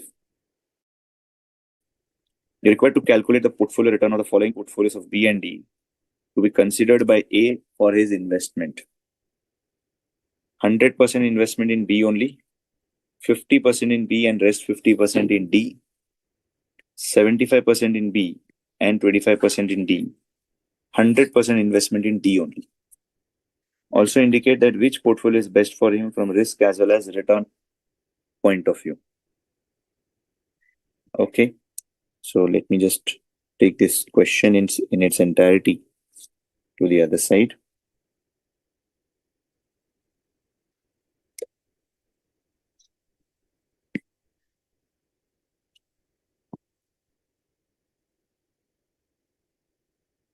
Okay, so here we have these particular numbers. The question is, we are required to compute the portfolio return of the following portfolios, and we have to say also which portfolio is best for him from risk as well as return point of view. So of course, we need to calculate the risk as well as the return. I think this is something which you can do it very easily because we have done similar exercise.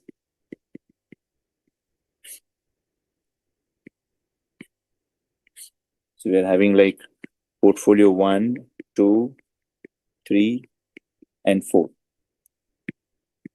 Weight of B, weight of D, right? So weight of B is what? It is 100% in B, 0 in D, 50% in B, 50% in D, 75% in B, 25% in D, and then it is 0 and 1. You have to calculate the standard deviation of portfolio using that formula of the square root thing, and then also the return of portfolio, right? So can we do these calculations? Can we get these numbers easily? Yes. Are we in a position to take up this number now? Yes. Yeah, sure. Quickly calculate the numbers, guys. I already discovered the formula, discussed the formula in very detail. So you just need to apply that formula here.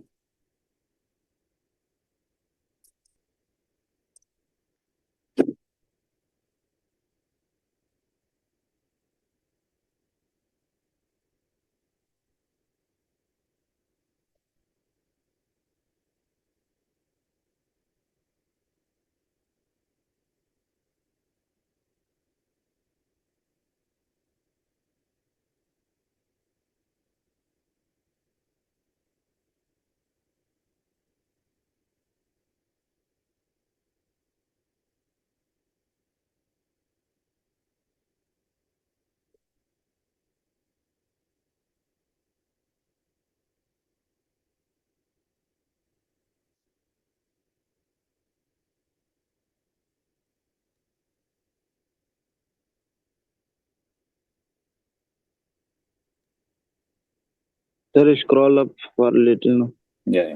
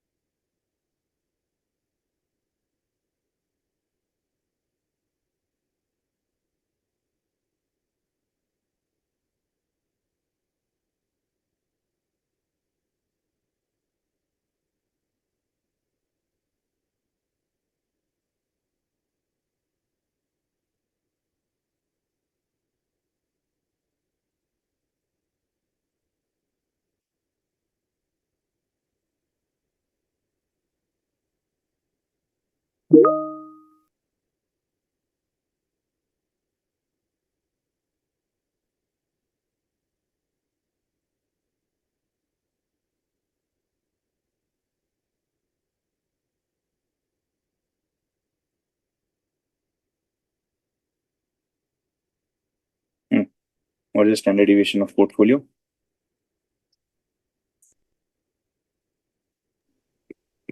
First case, it For should be one, 10 and 12. 10 and 12, yes. Last case, it will be 18 and 20. Second is 8.49 and 16. Second is return is 16. 16, yes. And what's the standard deviation? Because correlation is 0.15. 8.49, 0.15 is no correlation is Not 0.15. 8.49.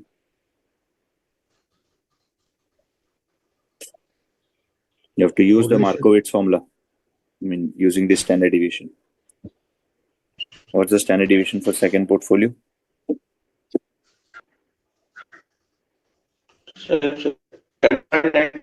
Yes. 10.93. Perfect. Then, what about the Third third? one, 9.003. No. 9.30. Yeah. Return 14. Return is 14. Perfect.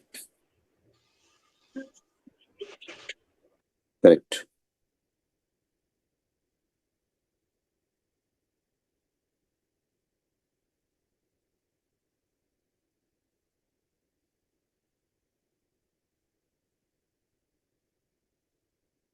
Now, this is not asked over here, but if I ask you, what is the minimum risk portfolio weights? 75-25. Minimum risk portfolio weights, which is weight of D is equal to, weight of B. No, you have to compute. You can't conclude that this is the minimum just because 4 are given. How do we get the weightage of the portfolio B now? Weight of security B in the portfolio. It will be standard deviation of D square minus standard deviation of B into standard deviation of D into correlation between B and D, the whole divided by standard deviation of B square plus standard deviation of D square minus 2 into standard deviation of B into standard deviation of D into correlation between B and D.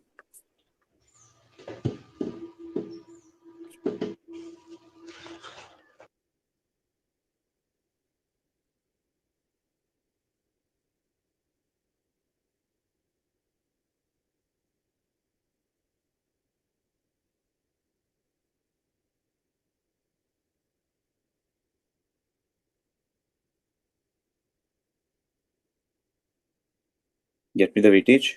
Give me the weightage of B, guys.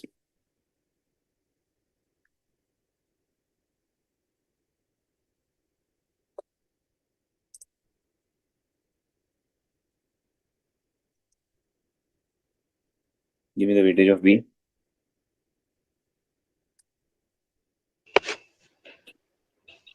0.885849. 0.85849. Standard deviation of D is what? 18. This should be 18 square minus 10 square. I mean 10 into standard deviation of B 10 into 18 into correlation between B and D is 0.15 divided by 10 square plus 18 square minus 2 into 10 into 18 into 0.15. So the numerator is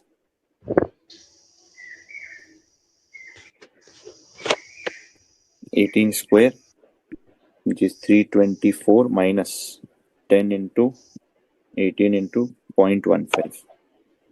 Which is 0.1973. Upon, of course, this is 100 plus 324 minus double of that, so 54. So this is going to be 324 minus 27, which is 297 upon 100 plus 324 minus 54, which is 370. So 297 divided by 370 That's what, 0.8027, right? Yes. 0.8027. True. Okay. Now, let us go for the MCQ questions.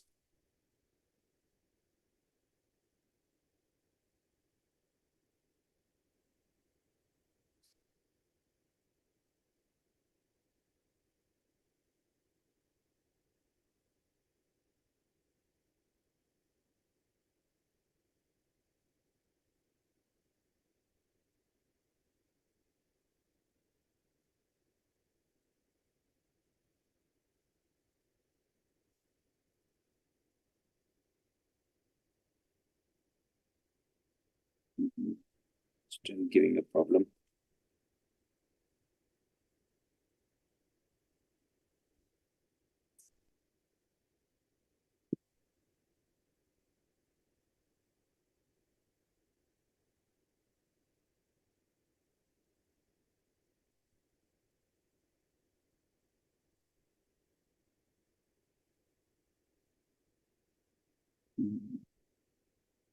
Some serious problem with this. Wait.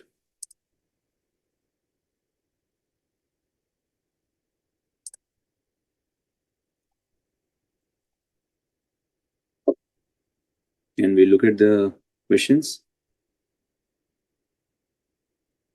Are you able to see the screen? Yes. Yes. Yes. Yeah. So the first one. Which of the following statement is true regarding the risk of the portfolio? What can you say about the risk of the portfolio, guys?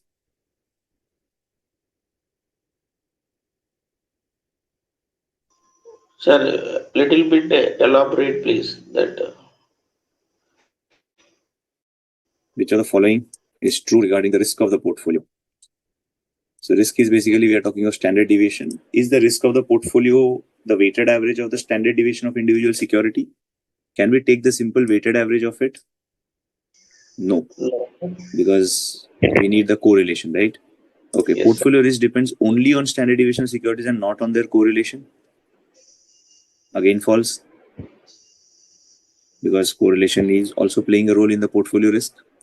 Portfolio risk may be less than weighted average of individual securities risk due to diversification. Portfolio risk may be less than the weighted average due to diversification. Yes. Yes. Because Yes, sir. when you have the multiple securities and there you have negative or lower correlation, then the risk may actually reduce. If two securities are combined in portfolio risk is always higher than the risk of the riskiest security. No. So option C is the correct one, because you can actually get a lower risk now. Okay. Second, if the correlation coefficient between two securities is -1, then there is no benefit of diversification. Portfolio risk will be maximum. Portfolio can be constructed with zero risk, and portfolio will always earn higher return. So if there is a correlation of -1, what is the possibility? Yeah, Return will be higher. If you have a correlation is -1, we can have that chart which goes all the way to a y-axis. Zero risk. Zero risk. Zero risk is possible, Zero risk. provided you have a proper proportion. So if you have a proper proportion of securities, then you can actually have a zero risk portfolio. Correct? yes, sir. When there is a straight line, the risk will be high, right? Yes. So when you have that V shape, it goes to y-axis and then again goes upward. It reduces backside and then it again starts rising. So that is a portfolio which can be constructed with zero risk. Okay. Then third one. Two securities A and B have standard deviations of 10% and 15% respectively. The correlation coefficient between them is 0.8. What is the covariance between A and B? The two securities A and B are having a standard deviation of 10 and 15%. Correlation is given. Covariance, what will be the value of covariance? Can anyone answer this?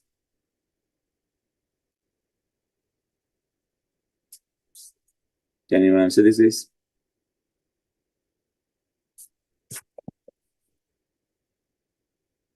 Well, correlation is given as covariance divided by standard deviation of x into standard deviation of y. Right? So you just need to rearrange it. So the covariance 0.012. Covariance is going to be 0.8 into 0.1, which is 10% into 0.15. So how much is this? 0.012. 0.012. Perfect.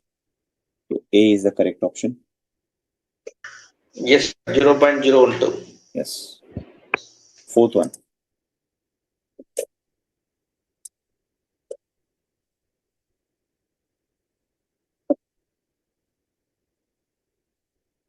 Where the fourth one?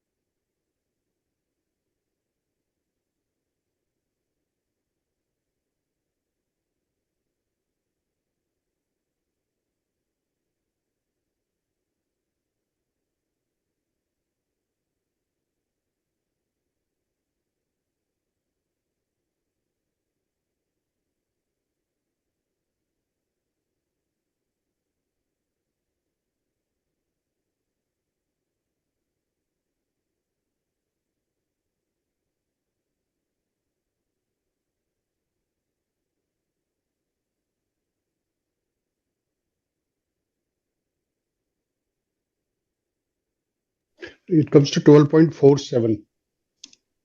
12.47. Yes, percent.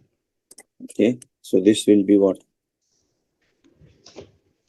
Square root of 0.6 square into 12 square. 12 square. 12 square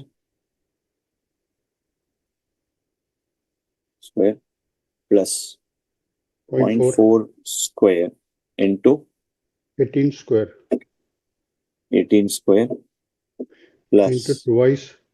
2 plus into 0.6 into 12. 0.4 into 12 into 18. 10. 0.5. No, not 10. 18. Right? 18 into 0.5. 0.5. 12.47. So that's like closest Sir, to 0.5. yeah, 12.47, sir. So 12.5.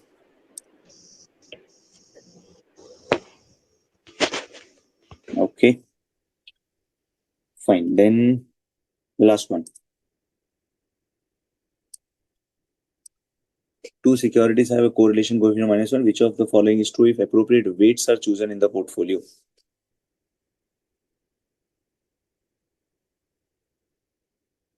Which of the three options? So portfolio can be risk-free.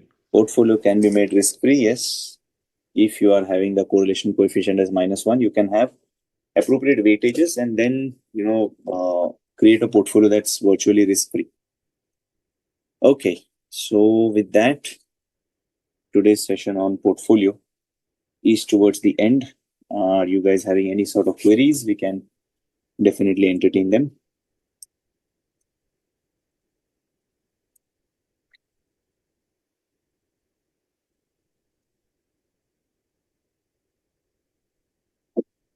No queries? Okay. I think there are no queries. Thank you, Jagvandu sir, because in the session you have explained the coefficient of correlation in very beautiful manner, making the chart in a colorful manner. Very okay, and it is the best use of the Excel, and it made the session very interesting. So, student, with this we come to the end of today's session, portfolio management, and Jagbandu sir, this session will topic will be continued in the next class. Yes, very Portfolio good. management. So the topic will be continued in the next class. So meanwhile, you can revise whatever discussed in today's class. Just Jagbandu sir, just share my mobile, yes, this is just enlarge the screen, sir. Yes. So this is our telephone number. You can contact us over the telephone, or you can send the email to us. So, Jagbandu sir, thank you very much for sparing your precious time and letting the student this topic of portfolio management and making the session more interactive and more interesting for the students. So, student, thank you very much for your patient listening too. So, we will see you in the next class. Thank you, sir. Thank you. Have a nice day. Okay, thank you so much, sir. Thank you. Thank you. Thank you, Swaminathan. Thank you. Yeah, I mean both the stars. Thank you. Thank you. Okay. Samanathan, thank you. And especially, Jagbandu sir, thank you very much. On the behalf of student, I thank you very much. You're welcome, sir. Okay, thank you. Okay, let's stop it.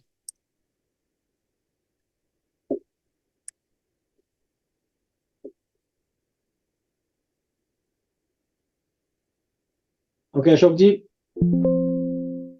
देख लेते हैं अगर कोई chat में कुछ है देख लेते हैं जस्ट लेट मी हमारे पर कर दीजिए लाइव बंद कर दीजिए बस